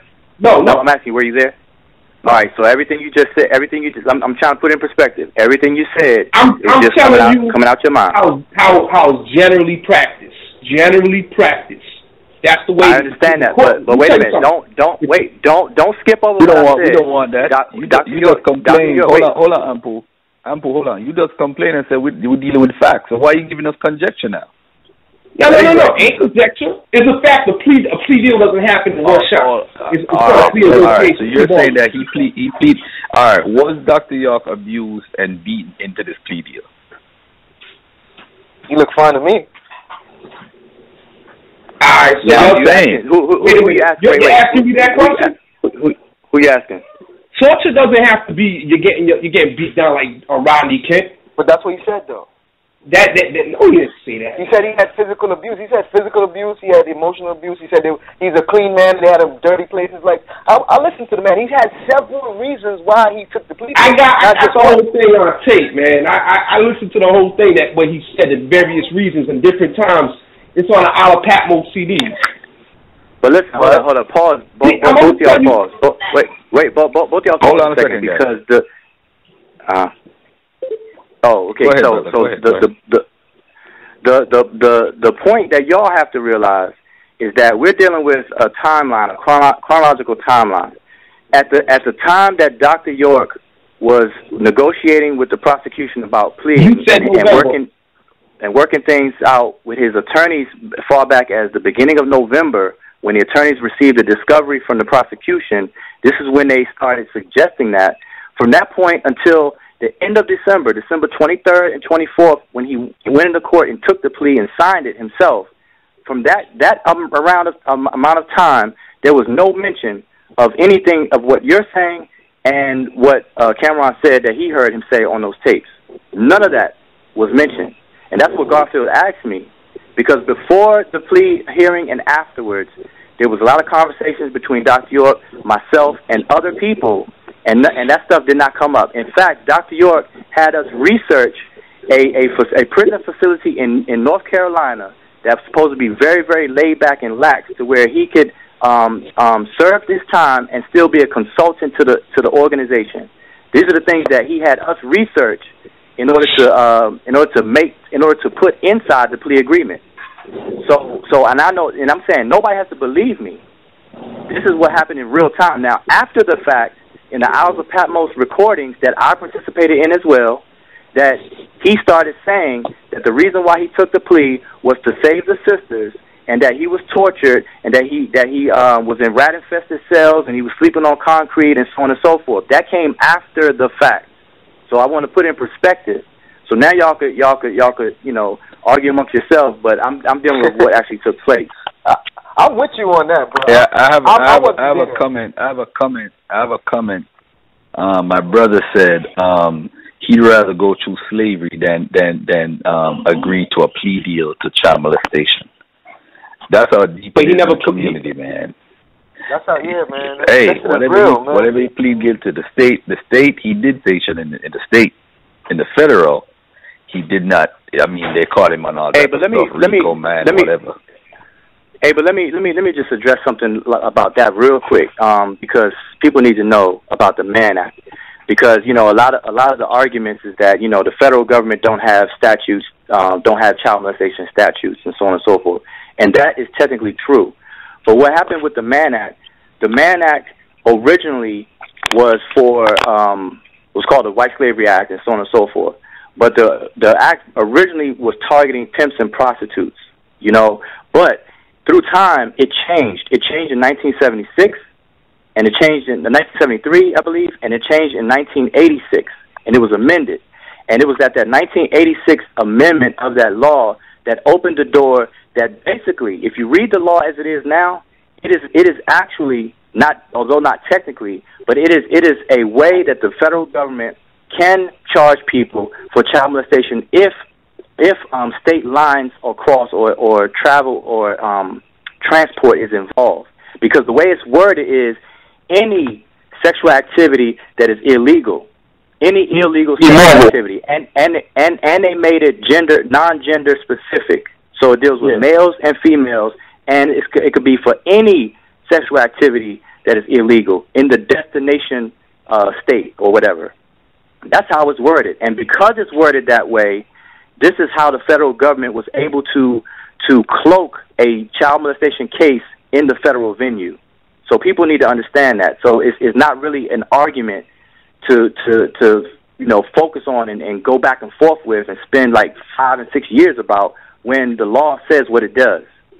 So people read it for themselves. You could Google it. Google the statute right now.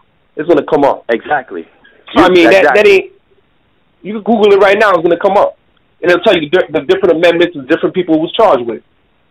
Exactly. 1986. So I guess on this point we're saying the same thing. Unless you got a problem with what I'm saying, because it seems like people are emphasizing that, hey, Dr. York is not serving time for child molestation and so on and so forth. He's not. I know, but that's not something to argue about.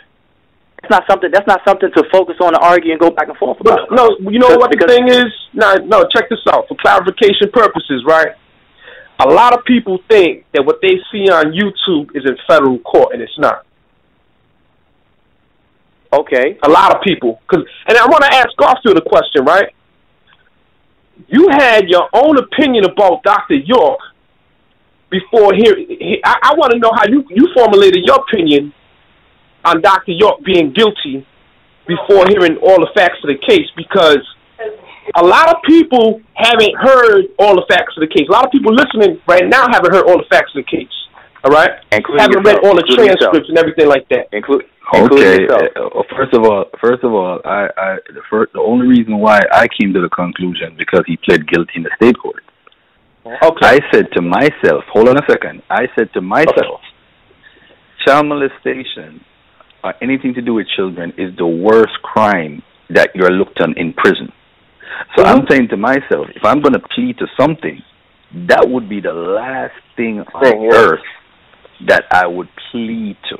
All right, let me finish. Now, as far as certain things that I heard from members, gossip and stuff, they had their own little version, and that did corrupt my mind. Yes, that did corrupt my mind. So I heard both sides. And then one day I heard an interview there was a radio show, and I think Chuck Morgan, or whatever his name is, he came on the radio show, and not one Nuwaubian was able to defend the theology of Dr. York, and they couldn't defend him about the case. And I said, something's wrong here. How is it every Nuwaubian, and it's a Nuwaubian radio show, and they can't defend Dr. York? And I was like, something's wrong here. Because everything black folks, listen, this is our problem. We're so spooked out because of the Bible that we in this wait-and-see mode, that we always get spookified some way, somehow. And this man came along, brought information that folks never heard before or researched on their own, so they got blown away. It's normal. It's normal. So now, it's just like a lot of folks gravitate to me. They don't hear information, hear it from me. They're like, wow, they send friend requests, they start following me. And then, I'm not a god. I'm not trying to push out like Dr. York. But the point is, the people never knew the information to know when he put a little green spin on it and start putting a little Samaritan on it and put a little Kemetic on it, everybody think he's special and he has his superior knowledge and so forth. So, of course, so we gravitate to greatness. That's what we do as a people. So now I gravitated to the brother in the 90s when I was a teenager. I was young, and I used to read a bunch of his books. And I'm like, he's not saying nothing great, but he does simplify stuff. And I appreciated him for that, you know? But I don't look on the man as no God or nothing like that. That's what people look at. This is our problem as black folks. Some people do. We always looking for a Messiah. I tell you, we in this wait and see mode. From the Bible, subconsciously, we are corrupted because we all got touched by the Bible some way, somehow, and we all in this wait and see mode. So the point is, with Dr. York, though, I looked at all the factors. I looked at common sense, and I said to myself, the first thing was the problem was he pled guilty in state court. That's a major problem. I cannot accept him not being guilty when he says out of his mouth he's guilty. So I can't argue for him based on the fact that, they beat him and that's nonsense, bruh. You got Brother Anpu here where they want to take his word or not. That's nonsense. Is that the whole reason? Hold on a second. That's my first reason. I don't need any other one. What I want to ask you now is, what would let you feel he is guilty? What would you need? What would make you feel he's guilty? Video surveillance. Come on, that ain't gonna never happen. See, that ain't gonna never happen. Hold on, no. See, y'all laughing and come on now, but here's the deal, right? Here's the deal. He said he's guilty. So what more do you need? Come on. Let me tell you something. I pled out to something I didn't do before. So why? I didn't want to do no more. Nah. I wasn't there. Now you talking about it wasn't there. Nah. Hold on. Bro. Let me address. Can I address it real quick? Go ahead, Cameron. Go ahead, bro. I want to address the fact that he talking about he played out this. Now you bringing street talk into this stuff. We talking about activists for the nation, bro. You talking about street codes? You saying? Hold on, let him finish, Cameron. Let him finish. Let him finish. Issa. Go ahead, Cameron. I understand the principle that the brother's saying, that you gotta fall on your sword and just forget about everything and defend that and don't take no plea bargain, go straight to trial. And I understand that principle. I understand that. It's easy to say if you ain't in the situation. Bruh, don't and like when a lot of people bring up, why would have did this, I would have did that. Let me tell you something. I know a lot of people who's talking, but when they're in the hot seat, they start signing on the dotted line because reality sinks in. That's because they're not. Reality sinks in. I got some. Y'all are missing out on some stuff, man. I just now got finished saying this, and this is what happened in these conversations. Like it's like things are said, and then it's expected to just vanish in the abyss or somewhere. I just got finished saying that Dr. York felt that was his best option to plea, and that he had us research a facility in North Carolina, Butner, North Carolina, the federal prison in there with the lax facility based on his what do you call age. It when they do a not his age, but based on his score when they do a pre-sentencing investigation and so on and so forth. Based on that, will determine what facility and what security facility that he will have, either minimum, maximum, supermax, and so on and so forth. He had us investigate that so that he could have the information to include in the plea that that's the facility he would go to, so he could still have a connection with the organization, still write books, and still be a consultant to the organization. Nothing about everything y'all saying ever came up during that time. I'm having a discussion with the brother because he's thinking he has a certain viewpoint and he's placing his perception onto this whole situation. And I'm trying to tell him, like, because I was asked a specific question. He asked me, what would it take you, right? And you said videos. You said video surveillance. So hold up. Video surveillance. That means now let's create a quick hypothetical scenario. Let's say you are a juror on a panel, and you're the type of person that needs video surveillance of somebody in the act.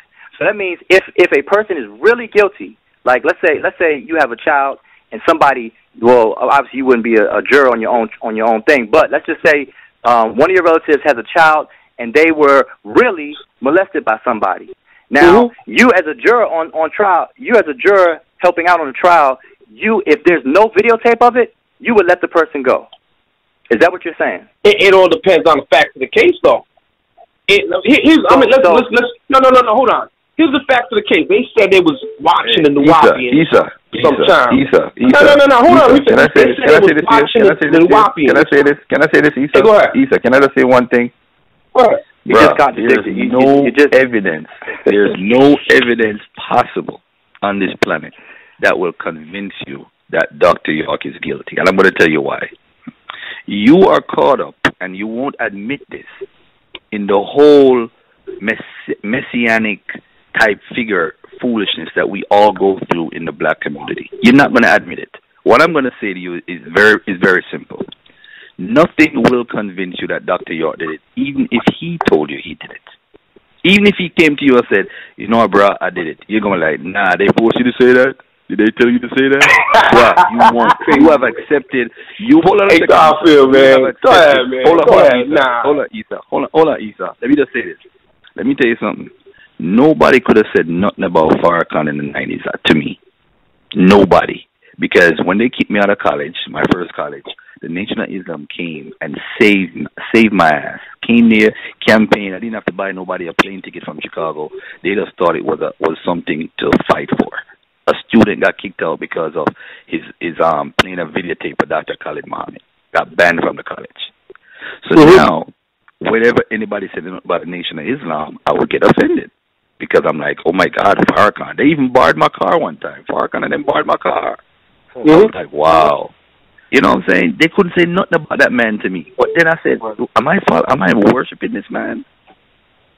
You understand? He's just a man. Yeah, I understand what you're saying, but let me rewind a little bit. Check this out. Let me rewind a little bit, right? He said he's guilty. Let me rewind a little bit. Let me rewind. Give you a little bit insight, right? I was in the community in New York, right? Right? It was a small community. It wasn't like it was a great, huge community. There was millions of people. It was a small community. The community started back in the late 1960s, 1970s, right? There was never any allegations of child molestation for that whole period of time. Never. Hold up. That's irrelevant because that's irrelevant. Hold on. I know, but wait a minute. Hold up. Garfield asking me about me. What would it take me? That's my point of reference. That's my point of reference. But I'm saying, but I'm just letting you know that that's irrelevant because in what Dr. York was charged, it doesn't go back to the 60s or the 70s that you're talking about. You got to come forward. Only on that, yeah. No. Hold on, Issa. Garfield's asking me a question. What would it take you to believe, right? Dr. York. Believe the charges, and the charges do not go back that far. I'm saying stay in the scope. Hold on a second. You're going beyond. Hold on one second. From 1945, there was never something. Hold on a second. Dr. York was never charged with any charges before? Are you sure? I don't think there was never any allegation in the community. Look. No, I'm saying, was there ever a charge against him for child molestation? Oh man, you talking about his son's mother? His son's mother? Statutory? But that's a charge. That's what you're talking about? But that's a charge. Statutory. Yeah, it was a statutory charge.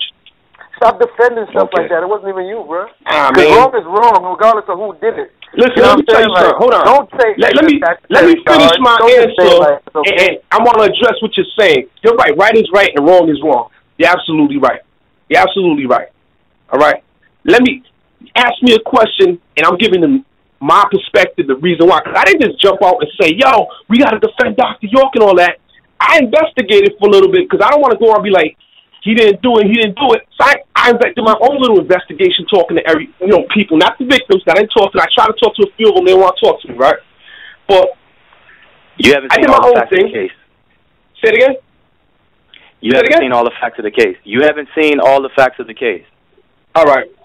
Anyway, like I was saying, right? And it was anyway, hold on. Let me continue. I just want you. Let me continue. You can say all that. Yo, check this out. You can say all that. Let me just continue. Let me finish my thought, right? So after doing so, I was like, you know what? I felt comfortable enough to be like, let me go further and see what I could do. Okay? Now, my point of reference, like I was saying, the fact that when I was a kid, I wasn't touched. I don't know nobody who was touched, right? throughout that whole period of time, played in my head is like, you know what I'm saying? His characters is seem hard to believe. If they were saying something like it was some 17-year-old girls or something like that's different than talking about little kids. You know what I'm saying? That's a different thing. You don't know what a man does behind closed doors. You can't swear for people. True indeed. That's true. But let me go a little bit further. Let me go a little bit further because this is gonna really bring out why I gave that answer about the video surveillance, right? Sheriff Seals and company at all law enforcement, they said that they were monitoring the Nuwaubians, right, and especially Dr. York. They were monitoring him, and during that time that they were monitoring, there was a letter that was sent in '97 by Pauline Rogers, right? She had lost custody of the kid. She sent some letter, right? And he didn't go on and do his DFACS investigation, contact DFACS and notified it. He said we didn't have enough evidence to go on, which, according to his policy and procedures, that's irrelevant. As soon as an allegation was made, he was supposed to go in on it. Now, what I'm saying is, during that whole time, they were following him, watching him. How come there's no video cameras, no audio tapes, no snitch wiretaps, or nothing saying like that? So I'm saying that goes into my hold on. That goes into my answer. You see what I'm saying? Okay, that goes into my answer. Okay, so therefore your answer is based on false information. And that's the problem. That's the problem. One more thing. Go ahead. Sheriff Seals said it himself. You talking about Sheriff Seals didn't say they weren't surveilling him? What do you call surveillance? Yes, he surveillance. No, wait, hold on. Are you thinking? Hold on. I call like right now, right? Check this out. I'm at my house right now, right? I'm gonna let you finish. I mean, go ahead and finish, but I'm gonna address what you're saying. I just want you to remember. I'm at my house right now, right? I can look out my window, and right across the street there's a car with tinted windows, right? Now, I'm just giving you the hypothetical. There is a car with tinted windows. It'll be police watching me, seeing my movements, which what police do when they want to get somebody, right? And so during that time period that Sheriff Seals said this, right, they had no type of audio, video, or snitch wiretaps or anything like that. They was looking on the outside looking in. Could you imagine that? Now you're so, wait a minute. But you don't see what's going on inside the apartment. Okay, you see the people so you're telling me. Out. You know what I'm saying? This is what that would be surveillance. True, but check it out. You're telling me cops don't use agents who wear wiretaps and monitoring? They don't do that. They have an agent that they can use. And so they didn't have no agents in the Nuwaubian organization. See what I'm saying? They didn't have no agents in the Nuwaubian organization. Let me say, hold on. Let me say one more thing. Came to the FBI. Hold on. Let me say one more thing, right? And Garfield might know something about this clinical psychology, right? When they do profiles on people who's child molesters, they don't wait until they're 50 years old to start doing it if they had access for like 40 years with children. But he likes young girls. He likes younger women. Wait, he wasn't. See, that's what happens. See, it's a lot of stuff that's being said that's just not true. And what it is piggybacking or camelbacking on stuff that is true. And this is the problem. So I'm gonna rewind what you said before. You said something that goes into your answer. Number one is that when Pauline Rogers, by the way, she's on Facebook and she wrote a book, like a tell-all type of book, and people could see her point of view and everything from their book and contact her or whatever. But the thing is that from that point forward, when they say they monitored, they didn't do the monitoring that you are so used to by watching TV and movies and stuff like that you're describing. They didn't do that kind of monitoring whatsoever. They never claimed to do that kind of monitoring. The monitoring that they were talking about in the case was the monitoring that they did from across the street from where we were at, from across the land. They had commandeered the people's property across the street. They had cut some trees down so that they could monitor us at that point. And that wasn't that very long at all. And they did it so much that they even spoke Nuwapic. They even they knew all of our commands that we used to say on the CBs and stuff like that.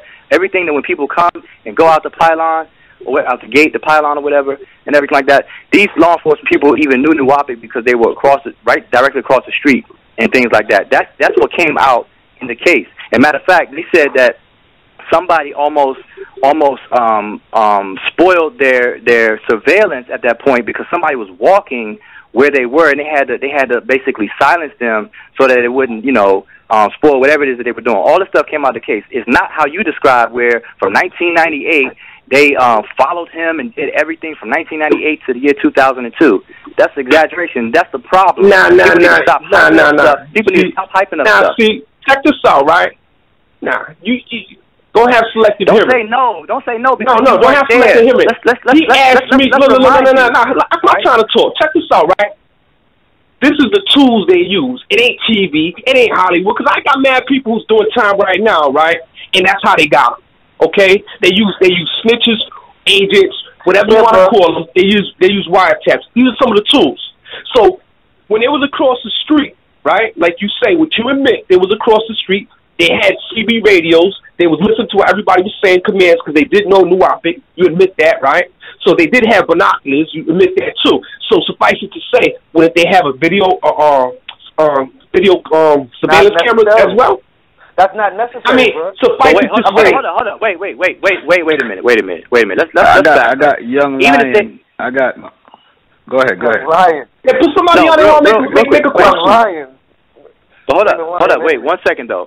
The thing is that everything I said, I'm saying, and I stand on what I'm saying. But never once do you even understand the time frame of that surveillance. You didn't even ask me. What I'm saying is that you made reference to Pauline sending a letter in 1997 that you said, or 1998. From that point, that they followed and surveilled Dr. York. That is false. I'm saying the surveillance that they spoke about in the case was the surveillance they did from across the street, and that surveillance was not that long at all. That surveillance was not that long. They were trying to see when Dr. York come and go. And matter of fact, there is no way that they could see from where they were in Dr. York's house or anything like that. So it's not good to paint a picture like even if they had binoculars, even if they had a telescope, they could not see down the hill and stuff like that. People have to know how to land. They do. They got access to helicopters and other stuff like that. I mean, if they want to really see something, let me bring. Go ahead, bring somebody else to ask a question. Show me where the helicopter. Show me where the helicopter was mentioned. Nah, listen, man. See, you playing the game, man. I said they have access to that. Yeah, but that don't mean that they use that. They got access to everything. So I mean, they got access to everything, but they couldn't get them on camera. They couldn't get home. Come on, man. Up until the time he was arrested, this shit was going on. Come on, man. Hold on a second. This guy watches too much movies. Yeah. Go ahead, Tawad. Yeah, I'm just listening, man. I'm learning a lot of stuff from listening to this, man. I ain't like too familiar because I ain't even really even dealt with Dr. York like that. I just deal straight with the science, so it's all this interesting to me. Yeah, Dr. York's an interesting guy, man. I respect his knowledge and his ability to take that knowledge and use it. You understand? Yeah. He sound like a marketing genius. He could have wrote a whole new Star Wars episode or something because he has that mind. He could have created a whole new universe with different races of people. His imagination is great, man. I love it. But I just want to say that the surveillance issue that they could have, would have, should have, that stuff is irrelevant. You know, a sheriff department inside of a state can have access to multiple resources or whatever. But the fact is, because earlier the brother said, let's not deal with conjecture, let's deal with the facts. Let's deal with the facts. So stop it and let's just deal with the facts. The fact is, they didn't call in no helicopter to do some infrared, heat-sensitive surveillance of Dr. York and see who was in the house and stuff like that. None of that stuff took place. So cut it out.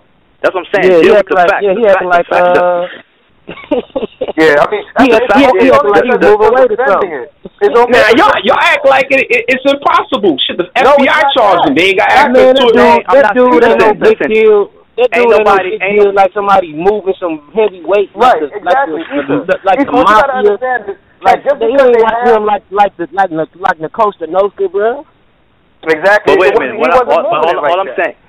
But listen. All I'm saying is that he's saying he's talking about what's possible. When you open up that vague can of worms, a lot of things are possible. Everything's possible. We got to keep our feet.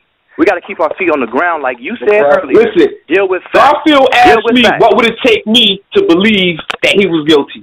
And I gave my answer. He only asked you that to make and a you're point. talking about some movie stuff that would just no, ain't no movie stuff, man. Ain't no movie stuff, man. I know dudes. Let me tell you something. Right now, the block of me dudes got down like that. Hold a second. We're messing up right now. We're messing up. Hold on, Cameron. Hold on, Tawadros. Hold on a second. All right, we're messing up right now. This is what we're gonna do. All right. Let me put Cameron back in. Cameron's about to tear it up. All right, listen, ladies and gentlemen that's listening. We're about to go into overtime right now. All right, listen, this is what I'm going to say to you guys. Dr. York, to me, all right, let me ask Issa this. And this is a very important question, Issa. How many members or how many Nawabians existed? What was the count for the Nawabians? This is important. How many members were there in Nawabians? I can't give you an exact number. Give me an estimate. Nawapians meaning in Georgia, the numbers that was in Georgia? That's Nawapians, period, nationwide. But here's the issue with that, right?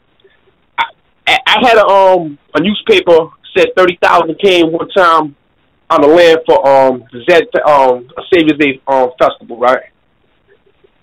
Is that to say they went more than 30,000? You know what I'm saying? So I can't put an exact number. I know he's influenced more than that throughout the world, throughout his lifetime.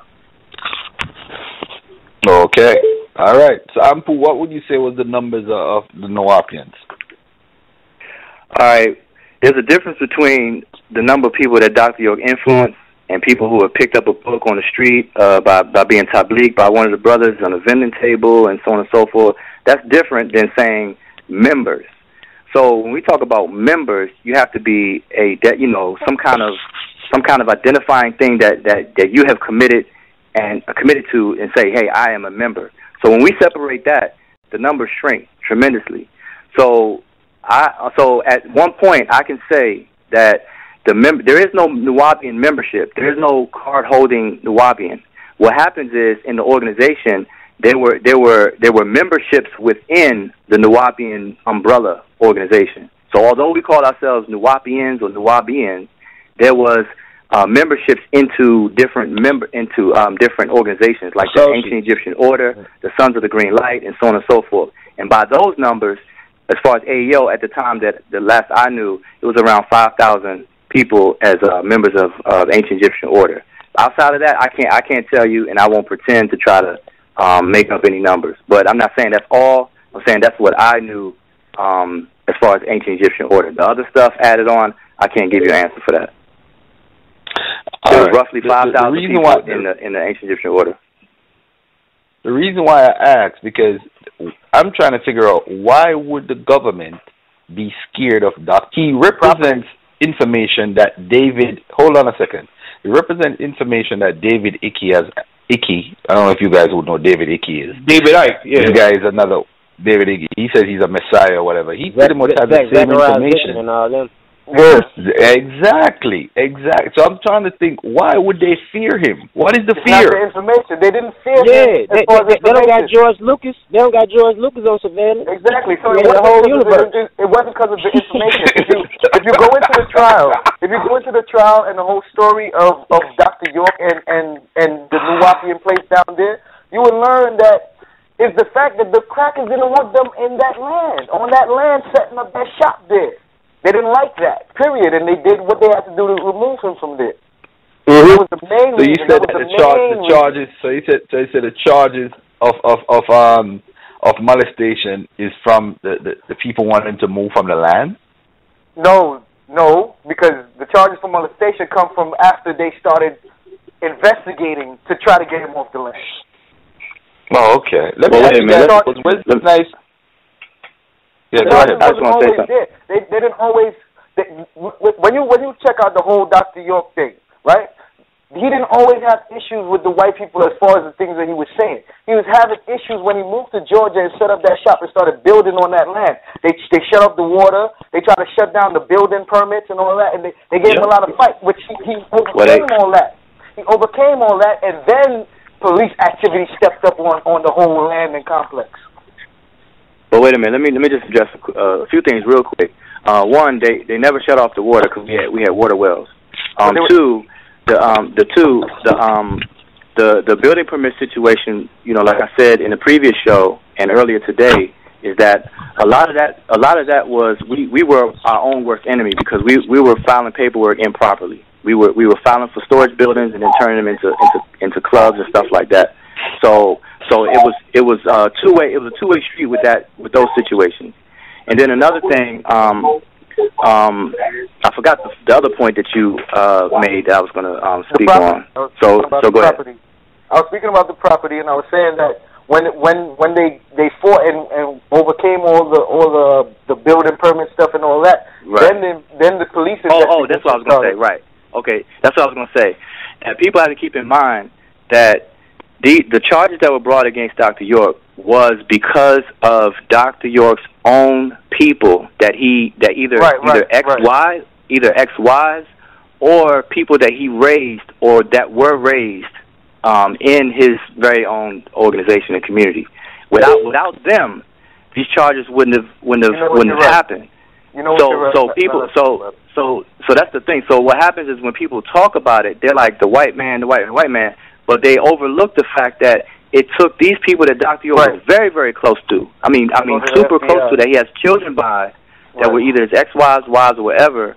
They're the ones that went to law enforcement that resulted in these charges being brought against him. So, I hope people don't forget about that. And what you did say was right, and I want to correct that because I did forget that part. His one of his sons and a few other people conspired and went to the FBI, and that brought their attention. So you're absolutely right about that. Yaqub Muhammad. But I do also wonder if he was used. If who was used? If his son was used, the one who set up the people to go up to the FBI with the claims that they didn't call him to court. No. Okay. No, he wasn't. What I'm saying, if they used him initially to get this whole investigation and all this stuff started, to gather these people together to bring them to the FBI, that could be the speculation there. Well, no, that's one of the things that's been said over the years. But when you examine everything, you have to dismiss that because there were people involved that never went on the South Beach trip with Jacob and so on and so forth, and then they didn't even use Jacob for any part of the case. And then if you talk to everybody, well, that's what I'm saying. See, people have actually given Jacob so much power that's why you would ask the question. Well, why not? You know what I'm saying? It's the inflation of the circumstances that everybody's all hyped on when it wasn't like how people are saying it. It wasn't like that. And this is why Jacob wasn't used in the case, why the defense didn't call him, why the prosecution didn't call him, and so on and so forth. It was these listed victims in the case that took the stand and said what they said, and the state case didn't go forward as far as the trial, but in the federal trial, these are the people who the jury heard. The jury didn't hear anything from anybody named Jacob. You know what I'm saying? So the jury heard from a set of witnesses that they heard from in the trial, and he wasn't one of them. So they heard from people who were listed as victims in the case themselves. Now, these people that were listed as victims, were these the people that met up with Jacob in order to, before they even went to speak their story? Most of them weren't, but some of them were. Okay. Some of them were, and most. Okay. So basically, now I want to ask, because you're on the inside. Now I want to ask, well, what caused them to get the RICO charges and all the other charges? What did they see after, Jacob or whoever brought their attention, made them look that direction? What did they see when they actually did start looking that direction? Did they start noticing that all these foul plays were actually happening and was able to add that on to something that they were looking for in the first place?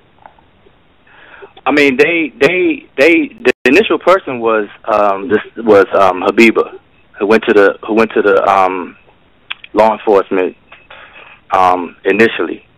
So from there, they talked to the others and basically built the case from there. Okay. So if you ask me what did they see, It was based on their testimony and their interviews and whatever was said. Okay, like so I said, we brought him down. His own people brought him down, basically. That's the point. That's the point I was making. That the people who went to these people were Dr. York's very own people that he knew, raised, or ex mates with, or whatever the case is. So I'm and the only reason why I say that is not a negative thing. I'm just saying that's part of the conversation that people leave out. That everybody wants to point the finger, and this is the problem.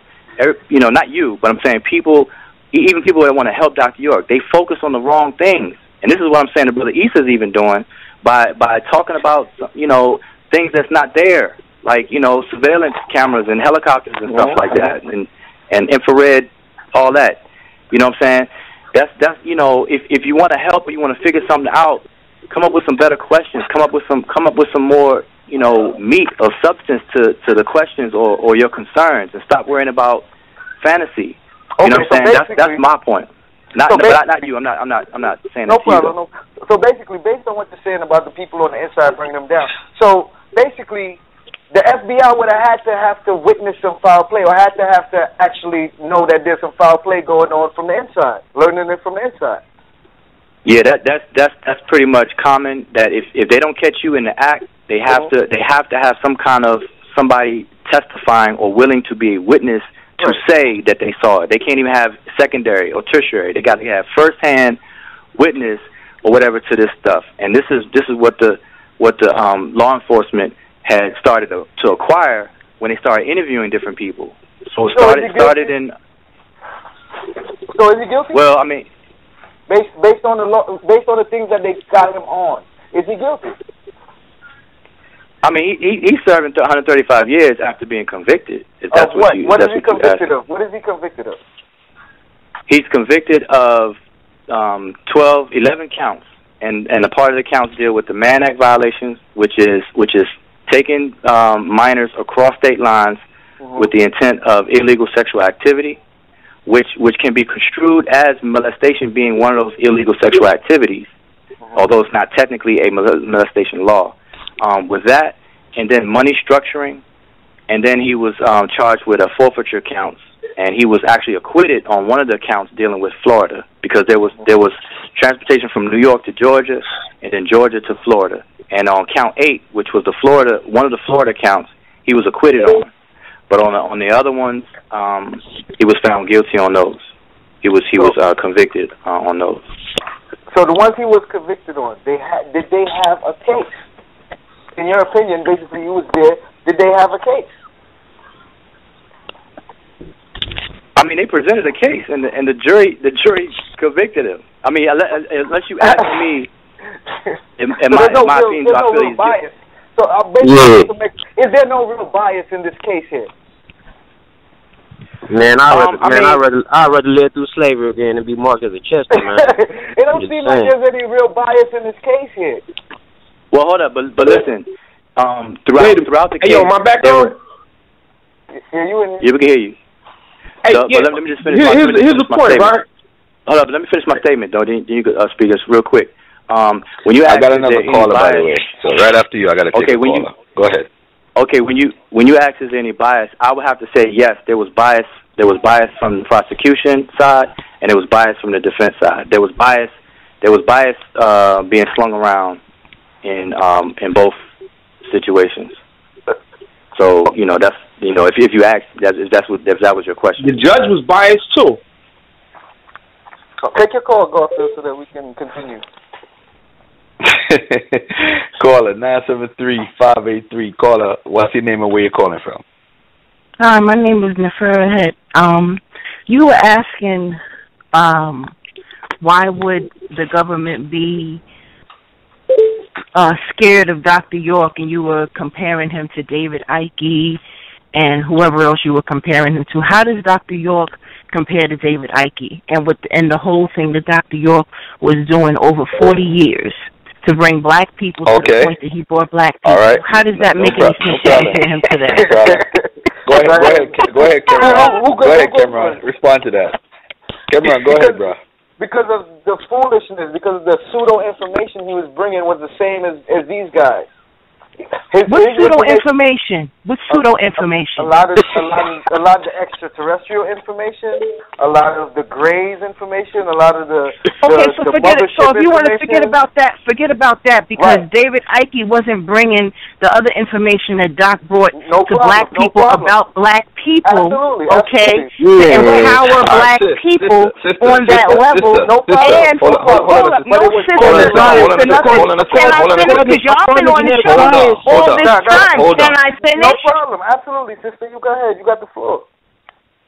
Okay, so basically, David Icke is no comparison to Dr. York. I don't care how many extraterrestrials either one was talking about. Obviously, they were scared of him for whatever reason, and the reason being is that he was bringing our true culture to us, minus the extraterrestrials, because that's all y'all want to focus on. Y'all want to focus on the extraterrestrials.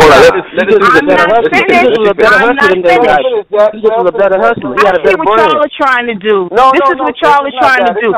Y'all are trying to tell me what I want to say, and y'all are trying to prevent other people from hearing other people's perspectives. I mean, y'all said finish before. Y'all gonna let me finish or what? Absolutely. Go ahead, sister. Go ahead.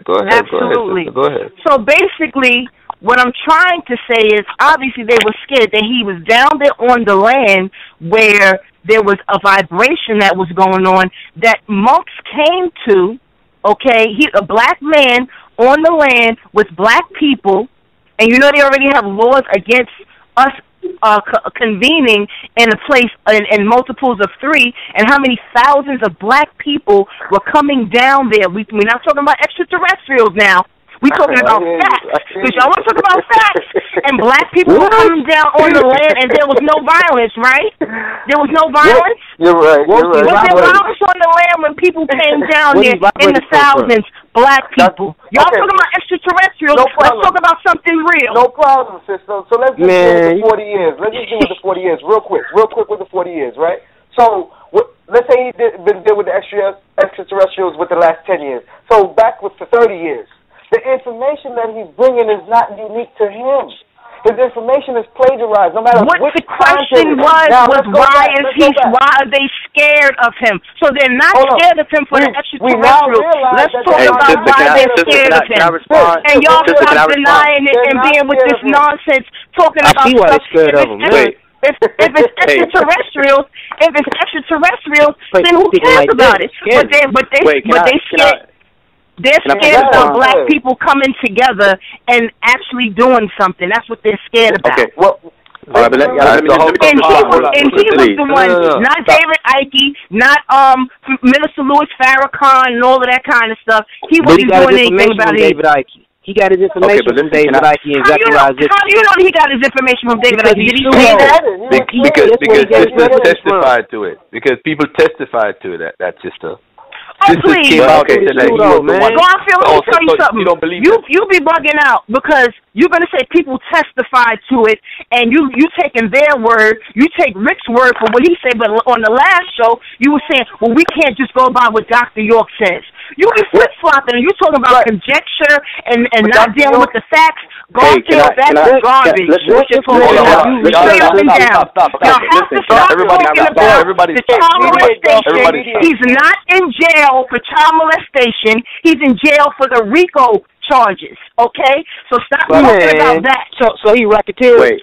Listen, can I respond? Charges is what he's in jail for. Stop projecting nonsense to the people that don't know. The RICO charge is. Stop acting like because Rick was there.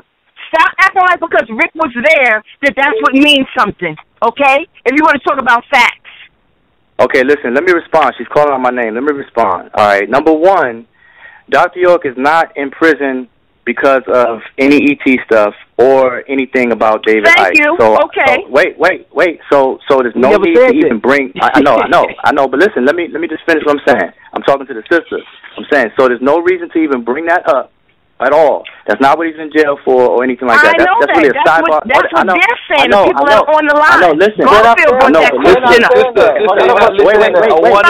Y'all need to stop projecting that nonsense to people because it's nonsense. Okay, but listen. That's not all this crap. Listen. Wait a minute. Let me just say that that's the a hell are y'all sidebar talking about? conversation. Y'all sound crazy. Oh my goodness. Hold up. Let me just finish real quick.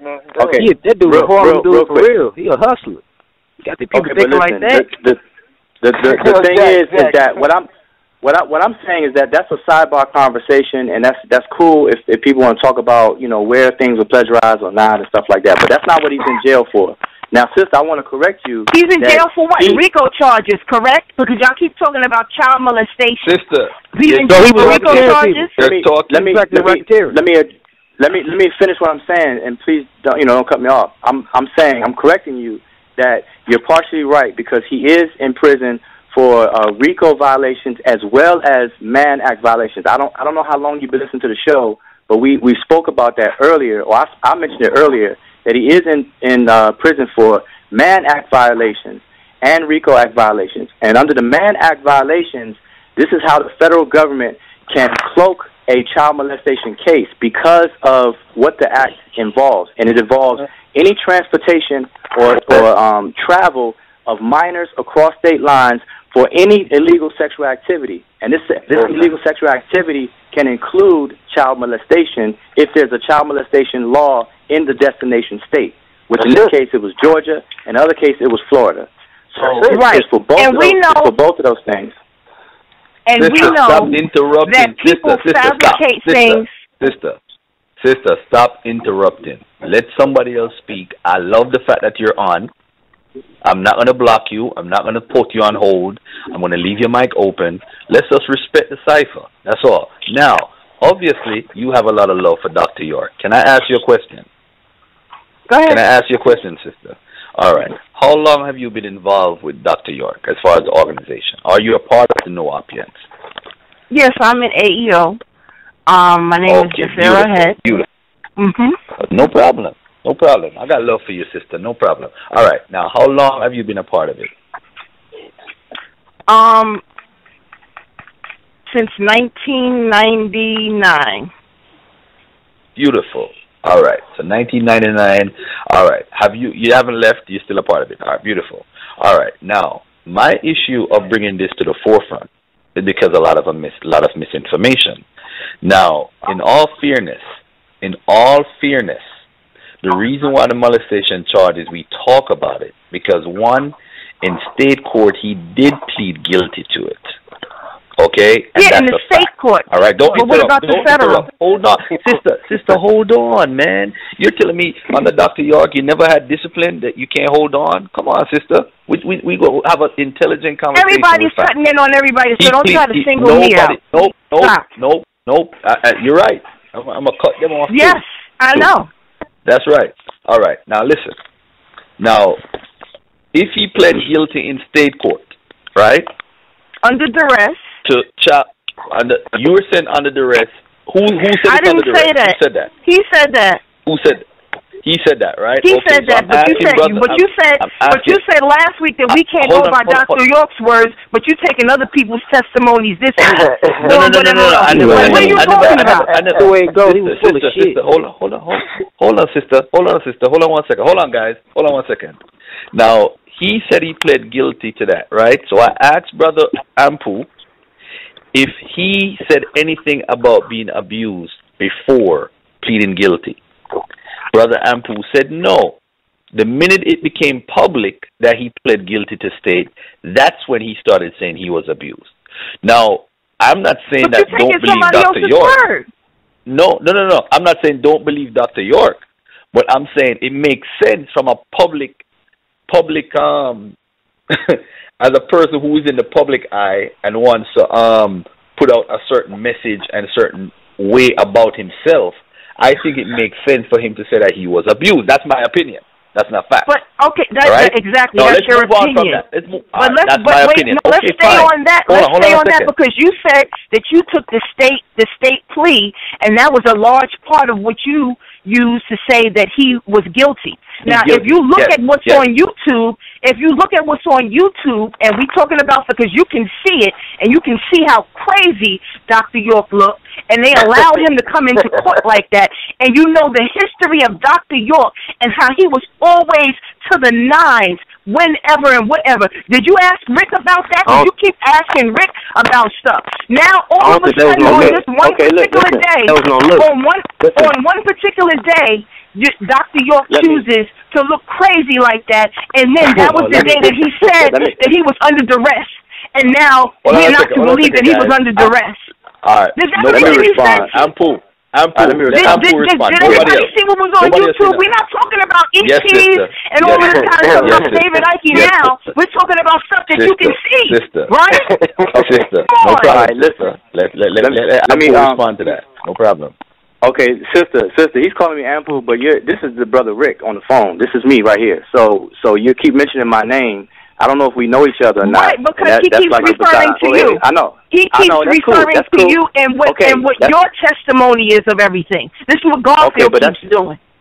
Okay, that's fine. But I'm on the phone. Garfield don't have to speak for me. I can speak for myself. So I'm telling you. No, I'm talking to Garfield. I'm talking to Garfield about what he said as far as the state case, the state plea being the reason why he said that he thought that Dr. York was guilty. Right. I know. But he's saying he just referred to something that you said. He just referred to something that you said about that. Okay, so let him respond. Let me respond. I want to know. I want to know the answer to my. I'm not wilding. I want to know the answer to my question as far as facts and what we can see and looking and the history of what Dr. York looks like. And on that particular day was the day that Dr. York looked crazy on the day that he said that he was under duress. But hold on, let's be for real here. But y'all want to be talking about all of this stuff with all right, hold on, sister. Nobody's talking about Are you gonna hold on a second. Let me tighten this up a little bit. Sister, you're getting out of order right now. Is either you're gonna follow what we do on the show or just hang up the phone? Because I want to have a conversation. I don't want you to hang up. I want you on the show. I'm not gonna hang up. I love your spirit. I love your spirit, man. I need more people I need more New Orleans like you to call in. But anyway, Rick, respond to what she just said. All right, she's asking you, and my point, she can ask me herself. So the thing is that what people are watching now, it is of your opinion that Dr. York looks crazy on that video. So that's how you feel, and I understand it because you're used to not of my opinion. Dr. York. Wait a minute, let me finish. You're used to seeing Dr. York. You're used to seeing Dr. York a certain way, just like how you said he's always on the 9, and he looks sharp all the time, et cetera, et cetera. I understand that because I lived there and I lived with him, and I know how he looks going out and when he's not, on his downtime. You know what I'm saying? So I've seen both. But for people who don't and never lived there, whatever, they see him on the 9 all the time, so on and so forth. So I understand what you're saying, and I understand why you're saying it. But that is your view and your opinion. Now, as far as him being under duress, the point that I made earlier is that during that time, he never said that he was abused or that he was doing it under duress. He told us. Now, people don't have to believe me at all, and I'm not requiring people to believe me. I don't need no followers or none of that. I'm saying that he told us that was his best option, and he had so many conversations with us because he felt he let us down. Like, we were like, what are you talking about? Going to a plea? What? We were like totally thrown off, totally disturbed by the whole thing. When I say we, I'm talking about a lot of us that lived on the land that he was talking to and so on and so forth and visiting him. So he told us, don't worry about it. This is his best course of action to take, and he had us investigate prison facilities that are on a low security level to where he can go to serve the time that was supposed to be negotiated, and he could still be a consultant to the organization and still write books and so on and so forth. So we did that for him. We researched all that stuff for him so that he can have it, so the lawyers can have it and include it into the plea. So by the time the plea came around in January that you're talking about, that was video taped and so on and so forth. I was there. I was in the courtroom when that took place. That was the state plea. And so, yes, he was looking scruggly, like he didn't shave that night and or before going there. But if you were a person that was visiting him, I was visiting him, and he looked like that periodically. In between shaving and grooming and stuff like that, he looked like that because we were visiting him so much and so often. He didn't have time to get all dressed up and stuff like that for us in the visions and stuff like that. So the same thing. So wait a minute. Right, you're talking about. I get what you're saying as far as you know, looking at him, but as far as even the audio, with hearing how he sounded, he didn't look like he was. You could barely even hear the audio. The audio wasn't even. You couldn't even hear him. So don't speak about audio. He didn't look like Dr. York looked. How Dr. York would look. Right. And you're right. He looked like, he just stumbled out of bed or something like that. That doesn't look like a man. Let's be real. That doesn't look like a man that has all of the wherewithal that Dr. York had when he was out of jail. Oh, boy. Only with Dr. York. Nobody else. All right. Nobody else. Wait. Y'all can say, oh, boy, and all of that you want. And y'all can say all of... Yes. Let me just say something. Let me just say something. I know people that have been in jail. Yes, and I'm going to see people in jail. I'm going to see people in jail that don't look like that. Okay, one second. Okay, check this out. Now listen, now look, I agree with you that Dr. York did not look like himself on that videotape.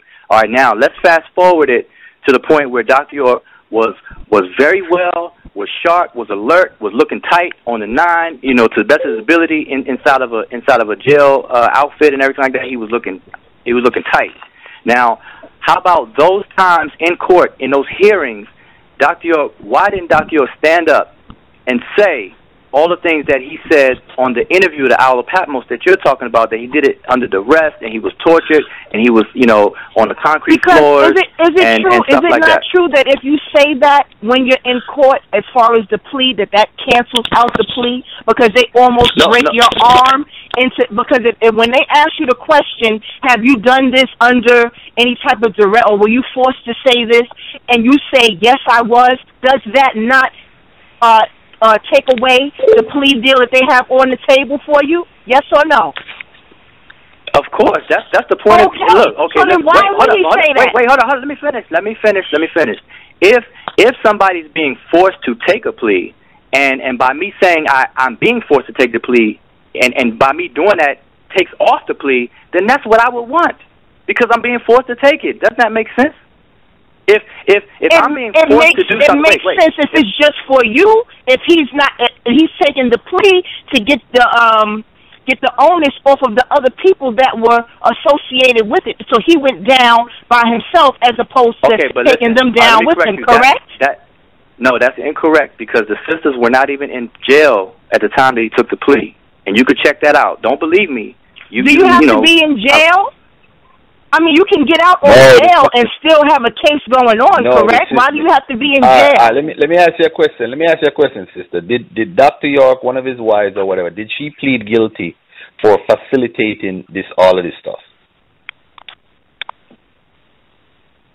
Who are you talking about? Kathy Johnson? I don't remember her name. No, Garfield. Everybody else.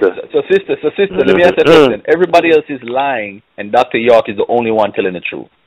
Yes or no? That could be possible. Yes. Why is that such a far-fetched idea? Why did that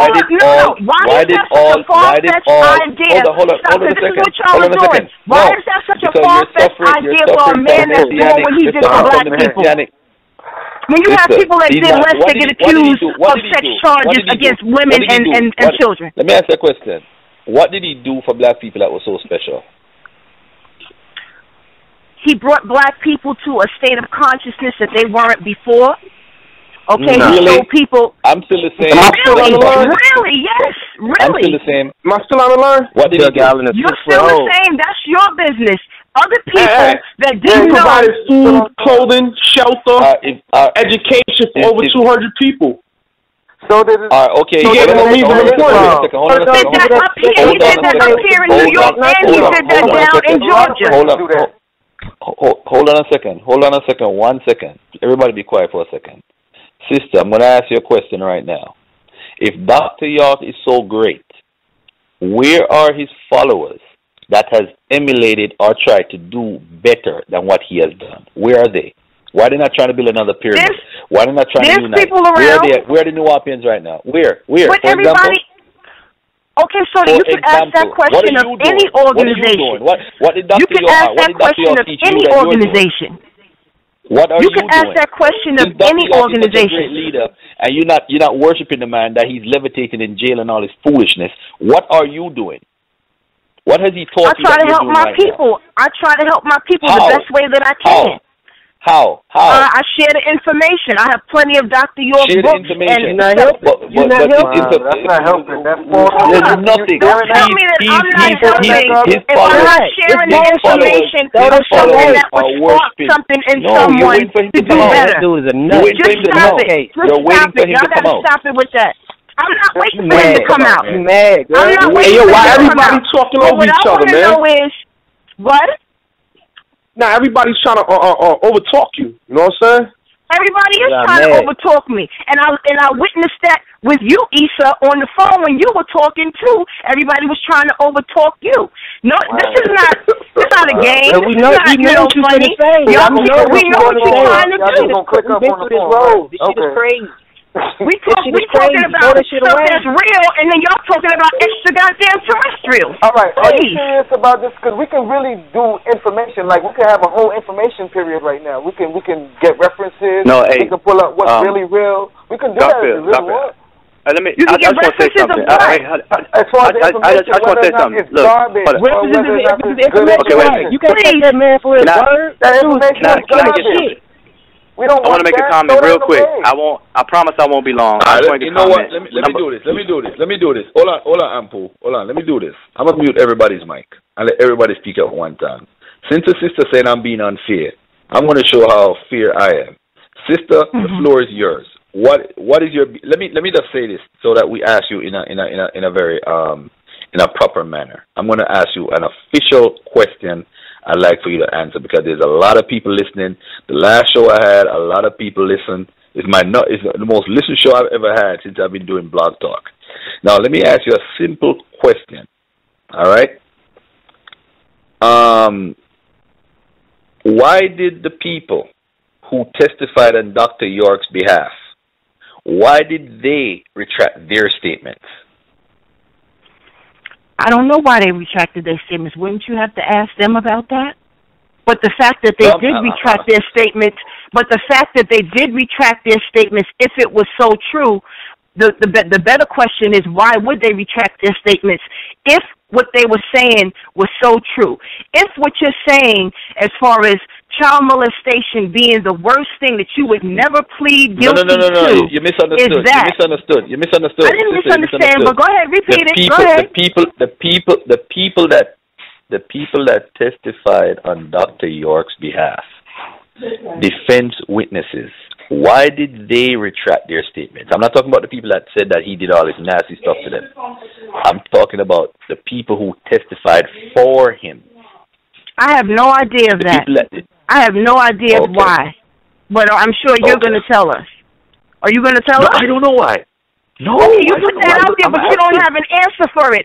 So then why? I would say, then why did the people But why put that out there though? This is what I'm saying. What's the motivation if you don't have the facts to back that up? Why would I have facts? I don't know the people. I'm asking you, why would they retract their statements? You just said that it's multiple. This is the most listened to show. Why would you put that out there? And you're asking me, but you don't know the answer to that question. You're asking me like I'm supposed to give you a factual thing. Let me ask you, Issa. No. Let me ask Issa then. I'm gonna put you on hold. Let me ask Issa the same question. Issa, why would the people who testified in court on Dr. York's behalf as defense witnesses, why would they retract their statements? You'd have to ask them, but my thing is that your credibility either way, you're a liar. If you said he didn't do it, and then 10 years later or 15 years later you're gonna say he did do it, it means you're lying. So I can't say that to believe you now when you told me something before. Then there's people who said that he did do it, and then they said he didn't do it. So the point of the case is they still lied. So the credibility. Hold on a second. Let's look at what you just said. You said this. Hold on, brother. You said that people said that he did do it and they changed. You said people. So people is more than one. Who is the second person that did it? Tell me 2 people that said that Dr. York did it and changed their mind. Because you said people. People is more than one.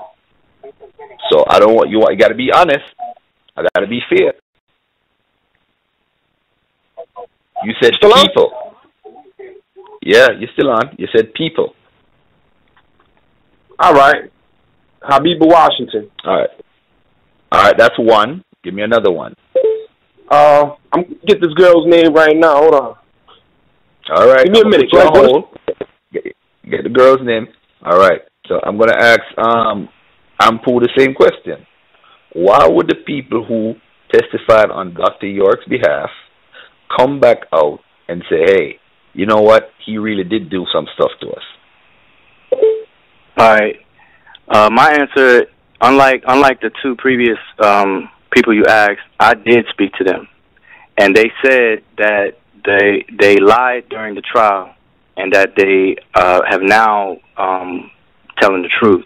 And the reason why is because the circumstances during the trial, they felt, number one, they went with what everybody was saying, and in one instance, I'm not going to mention their names specifically, but in a lot of cases, they didn't want anything to happen to their parents, and they were going by what everyone was saying. So, in essence, the reason why they said they did it was because they were under duress to do so, and it wasn't until they got more mature and away from being up under everybody that they were able to express themselves, and therefore, it wasn't 10 years or 15 years later. It wasn't that long later that they started saying this. It didn't become public until it became on Facebook with Issa Johnson writing a poem about it, that it all blew up and became public, and it was a real big thing. So that came out later. But these people were saying that not that long after the case. So that's what they said. Wow. Let me get Cameron. Go ahead, brother. I was going to quickly say also that can you hear me? Just real quick, I just want to say that brother Issa and the brother Issa and the sister, it's not fair to play victim and say that y'all are being cut off by everyone when I've been respectful and I haven't cut the sister off and I haven't cut the brother Issa off. I let you all talk and I ask for the same respect in return. So you gotta just be fair about that. All right. Thank you, my brother. Go ahead, Cameron. Was you had a question? No, I was saying if the people that testified on Dr. York's behalf, why would they now come out and say that they were lying? Well, I wasn't familiar with that. I just listened to what Anpu said, and I guess that might be the issue. All right, let me get Tawajas. He'll drop the wisdom on us. Tawajas, you were found. The people are testifying on your behalf in a child molestation case. They now come out. They come out in public now and say, "Hey, you know what? We lied. We were scared." What would be the reason? Can you hear me, Tawajas? Yeah, I hear you now. What's up with it? Yeah, I'm saying if Dr. York is on trial, you testify for that man in under oath, right? You now come back a month or a couple months later or a year later and say, hey, or years later, whatever it was, and say, hey, we lied. We lied for Dr. York, or we feared what would have happened to our parents. Now, why would these people retract if this man is so innocent? There's no pressure on them because they already testified for him. In fact, it's harder to testify. You know what I'm saying? So why come on now and say that if he's so innocent? I'm trying to say to the sister, I'm not trying to do anything here.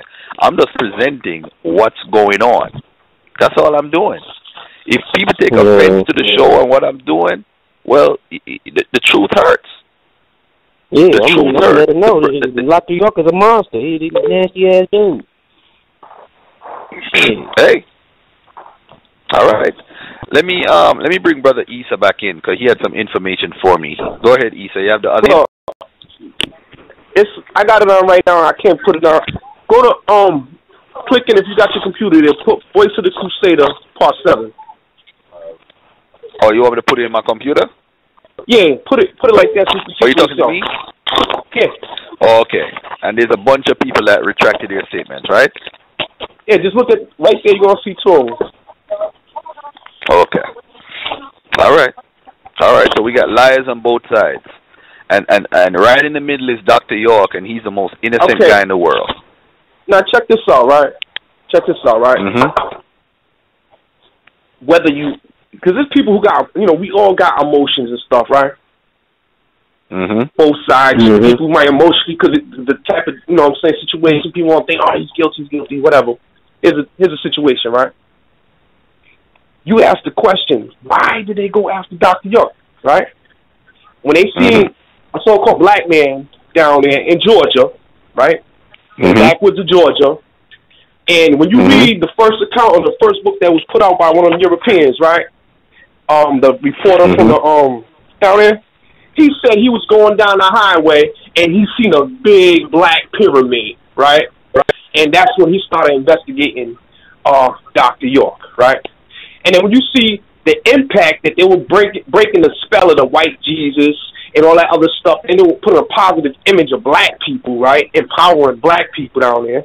If you see how small that county was when they denied people there was over 200 people trying to get stop voting and change the political structure of that little town that they were in, you could comprehend what was going on, all right?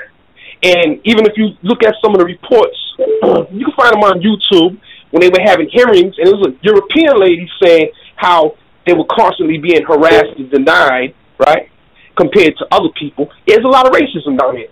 So anybody who says, racism got a big part to play with what went down in Georgia. I agree with Georgia being a very racist place. I agree with that. And I was down there. I was a little bit further down. I went through the same thing. But we did get past that part because, Can I comment? Son and other people. Go ahead, Brother Anpu. I just want to comment real quick because these points, this is what I'm saying, that how people focus on the wrong things. And, like my participation in this conversation, I want to deal with facts and the facts of the legal stuff. All the ET stuff is, that's a whole different conversation. The racism stuff, everybody knows Georgia, especially where we were in Edenton, was very racist and so on and so forth. But what people have to realize and needs to keep into the conversation is that no racist person went to the feds and brought these charges and said that they were molested by York. It was York's own people that he was very close to, either his ex-mates or people that he raised himself or was very close to. So that's part of the conversation that's always left out. So yes, Georgia is very racist. Yes, the people are racist. Yes, I experienced racism when I was down there. Everybody can pretty much testify to that fact. The point is, though, is that no matter how racist that person was, they're not the ones going in court saying they were molested by Dr. York. So we have to keep things in its proper perspective when we talk about it. And then overall, that is a non-issue. So I don't understand why time is wasted on these peripheral things and stuff like that. And I know why, but to me it's sad because it's a waste of time. And this is the kind of stuff that goes on. Let me get this caller in. We got like 13 minutes left on the show. Let me get this caller in. 929-283. Caller, what's your name and where you're calling from? Yes, my name is Brother Muhammad 999. I'm calling from New York City. Yes, sir. Yeah, my question is this here. If Dr. York is not doing 135 years for child molestation, he was never charged with being a pimp, because I would have assumed that the RICO Act involves, not the RICO, excuse me, the Mann Act. The Mann Act. Traveling, which the original charges were transport and travel with the intent, which doesn't mean no one did anything, because I could have the intent to come and do something to you and change my mind, which means you would have to be a mind reader to know whether I changed my intent or not. And he was never convicted of that. As a matter of fact, Jaylene Ward, who was the lead FBI agent and the lead witness at the time of the bond hearing, she clearly testified that no one had said to her in any of her transcripts or anything she said. And don't forget, at this time, these are the only two charges Dr. York had. Of anyone that she questioned or and so forth, interviewed, that there was anything that they said to her about molesting children or being molested or anything. That this is the direct testimony of Jaylene Ward at the bond hearing. So technically, at that point, the RICO and none of that was that didn't come till later. Now, so okay, I need to respond to that. Let me just say real quick so that at that point, because the only two charges were the travel and transport, Dr. York should have been released. But they had made their mind up. They were not going to release him basically under any circumstances for whatever their reasons were, whether he was putting a poster of the black Jesuses all over Georgia, building pyramids, or talking about aliens, because the government even believes in aliens. They have Area 51, a military base by the United States government for aliens. So that's not as spooked out and all of that. As I'm listening to the program, as everyone tried to make it seem, many people believe in aliens. They just call them angels and devils and all that kind of stuff. All right, brother. We're running out of time. Let me ask you a question. Let me ask you a question. It's important. Hold on. Before you respond, let me ask the brother. Do you think Dr. York is guilty of anything? Do I think that anything would be what? Do I think he's guilty of waking our people up and disseminating information to help our people? Okay. I'm asking, do you think that he molested any children? No. Based on evidence that was presented at trial and during the court proceedings, no. Because that's all I'm going to deal with. Other people's opinions and how they personally feel. Forget about opinions, brother, for a second. Let's be real, because we got a short amount of time left. Now, you're saying that no information was presented that he molested. Hold on. You're saying that no information was presented that he molested children? No. Say what you said again, because I didn't hear you clearly. I'm saying that, are you saying that no information was provided to say that he molested any children? I didn't say information was provided. That doesn't mean it has to be true. Okay. Because you had an issue like, I think some of the children had chlamydia, and there was certain STDs that they allegedly had that Dr. York didn't come up with. So if he was having sex with all of these children, why didn't he have every single disease that they had? Are you sure? Where you got this information from, brother? Well, actually, because there's only 13 minutes left, and I wasn't even expecting to be able to get on the line, it's certain stuff I just don't have right in front of me. I can't call it all off the top of my head. All right, we're going to have a part 3 next week anyway, so if you want, you can join us next week. But go ahead. I would like to respond. Just check this out. Can I ask you a question here in response to the part? Can we do part 3 of the show where a brother like me, Issa, maybe the sister Nafira Head, and whoever pro Dr. York, with their evidence and such from the trial and the case only, not no one's personal opinion, such as I would never have plea bargain to that if it was me. Right.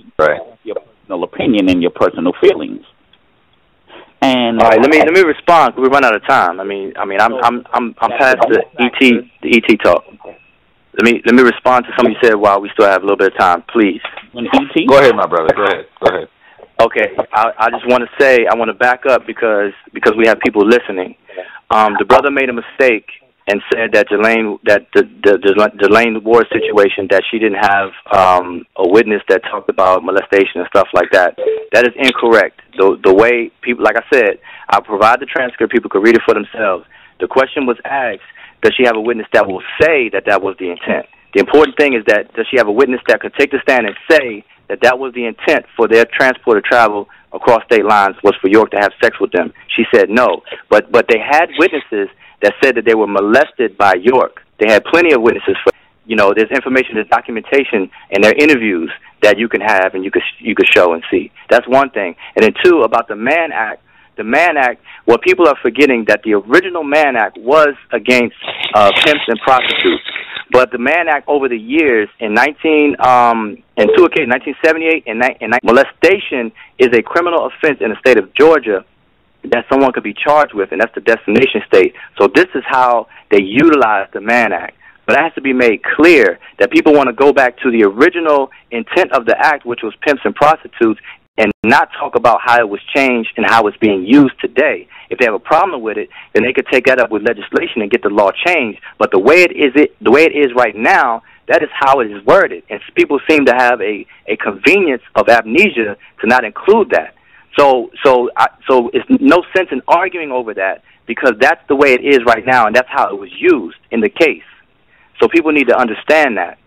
All right? So we can always talk about pimps and prostitutes. Dr. York was not a pimp, and he did not make money off of anybody or prostituting anybody. So that's clear. But that's not how the law was used in Dr. York's case at all. Yeah. Hey, sister from Jersey. Let me get the sister back on. Sister, are you willing to come back on next week so we could hear you better, so we can have it more orderly? Like the brother Muhammad just suggested. All right. What's your name again, sister? Are we friends on Facebook? Are we friends on Facebook? I'm not on Facebook. I'm not on Facebook. I'm not on Instagram or any of those social media. What? I like her. No, I'm not. I like you. All right, that's what's up. That's what's up. All right, so next week we're gonna have. So how you found out about the show then? From someone that's on the show. Oh, okay. All right, no problem. All right. So this is what we're gonna do next week, so that we have you, the brother Muhammad, who's on the other line. You don't want to say Issa's name. You don't want to say Issa's name. Yeah, it don't matter. It could be the brother Muhammad too, 'cause he's on the show too. All right. So let's do this. Let's set it up again for next week. We're gonna do that 6 p.m. And depending on Issa's schedule, it might start at 6 or 7 p.m. But the truth of the matter is, the information, the misinformation, the family court stuff from last week, we got to be careful with the information that we put out because I know people love Dr. York, and sometimes when you hear information, you cling to it thinking that it's true, but it might be misinformation. And the same for the other side too. You might hear some information. I like hearing from Brother Anpu because he was there. What better witness do you have than a brother that was actually there? You know what I'm saying? Now, so at the end of the day, go ahead, my brother. Now I was gonna say, because what the implication is that when it comes to me, they have to basically say without saying that I am lying, or I have some kind of motive to lie and whatnot. And I challenge any of them on the phone or anybody who's listening to ever refute anything that I have ever said about Dr. York's case. That is an open challenge to anyone, and it's perpetual. Okay, anything that Can everybody hear me now? Yes, I can hear you. I can hear you, sister. Okay, what I want to say about that is you present information, and you present it in a structured way. But what my thing is with you is that you were on the show, and you were saying that you're no longer a Nubian, and that you moved on to something else. And you're saying that what Nubians are doing right now is not helping Dr. York. But what is it that you're doing in the way that you're presenting the information now that is helping Dr. York? Because it seems, or it's not that it seems, you are very biased towards Dr. York, even though you're presenting the information in a very structured way. Okay, let me quickly answer. Let me quickly answer because we got limited time. All right. I let people know up front, I'm not a member. I have no affiliation with Nubians at all. I don't speak on any official capacity, et cetera, et cetera. Now, as far as me, what I'm doing is I am untangling the misinformation. Because I was there, I know there's a lot of misinformation that Nubians have accepted and a gung-ho about it. That information for the past 12 years has not helped Dr. York. I know about a lot of different things that take place behind and before the scenes, before the curtain, behind the curtains, in front of the curtains, on the side of the curtains, et cetera, et cetera. So people can use me as a resource to find out the facts, to be able to help him. So, no, I'm not a part of the organization anymore. But if you want to know something, you can talk to me and ask me, and I will tell you. As far as my biasness and stuff like that, I've done more to help Dr. York in a lot of cases than he has even done for himself. So I will stand on that. Stop right there. Join us next week, 6 p.m. Let me get some last word from Cameron. Cameron, last word from you and Tawadros. Go ahead, brother. See you guys next week, man. Get your references.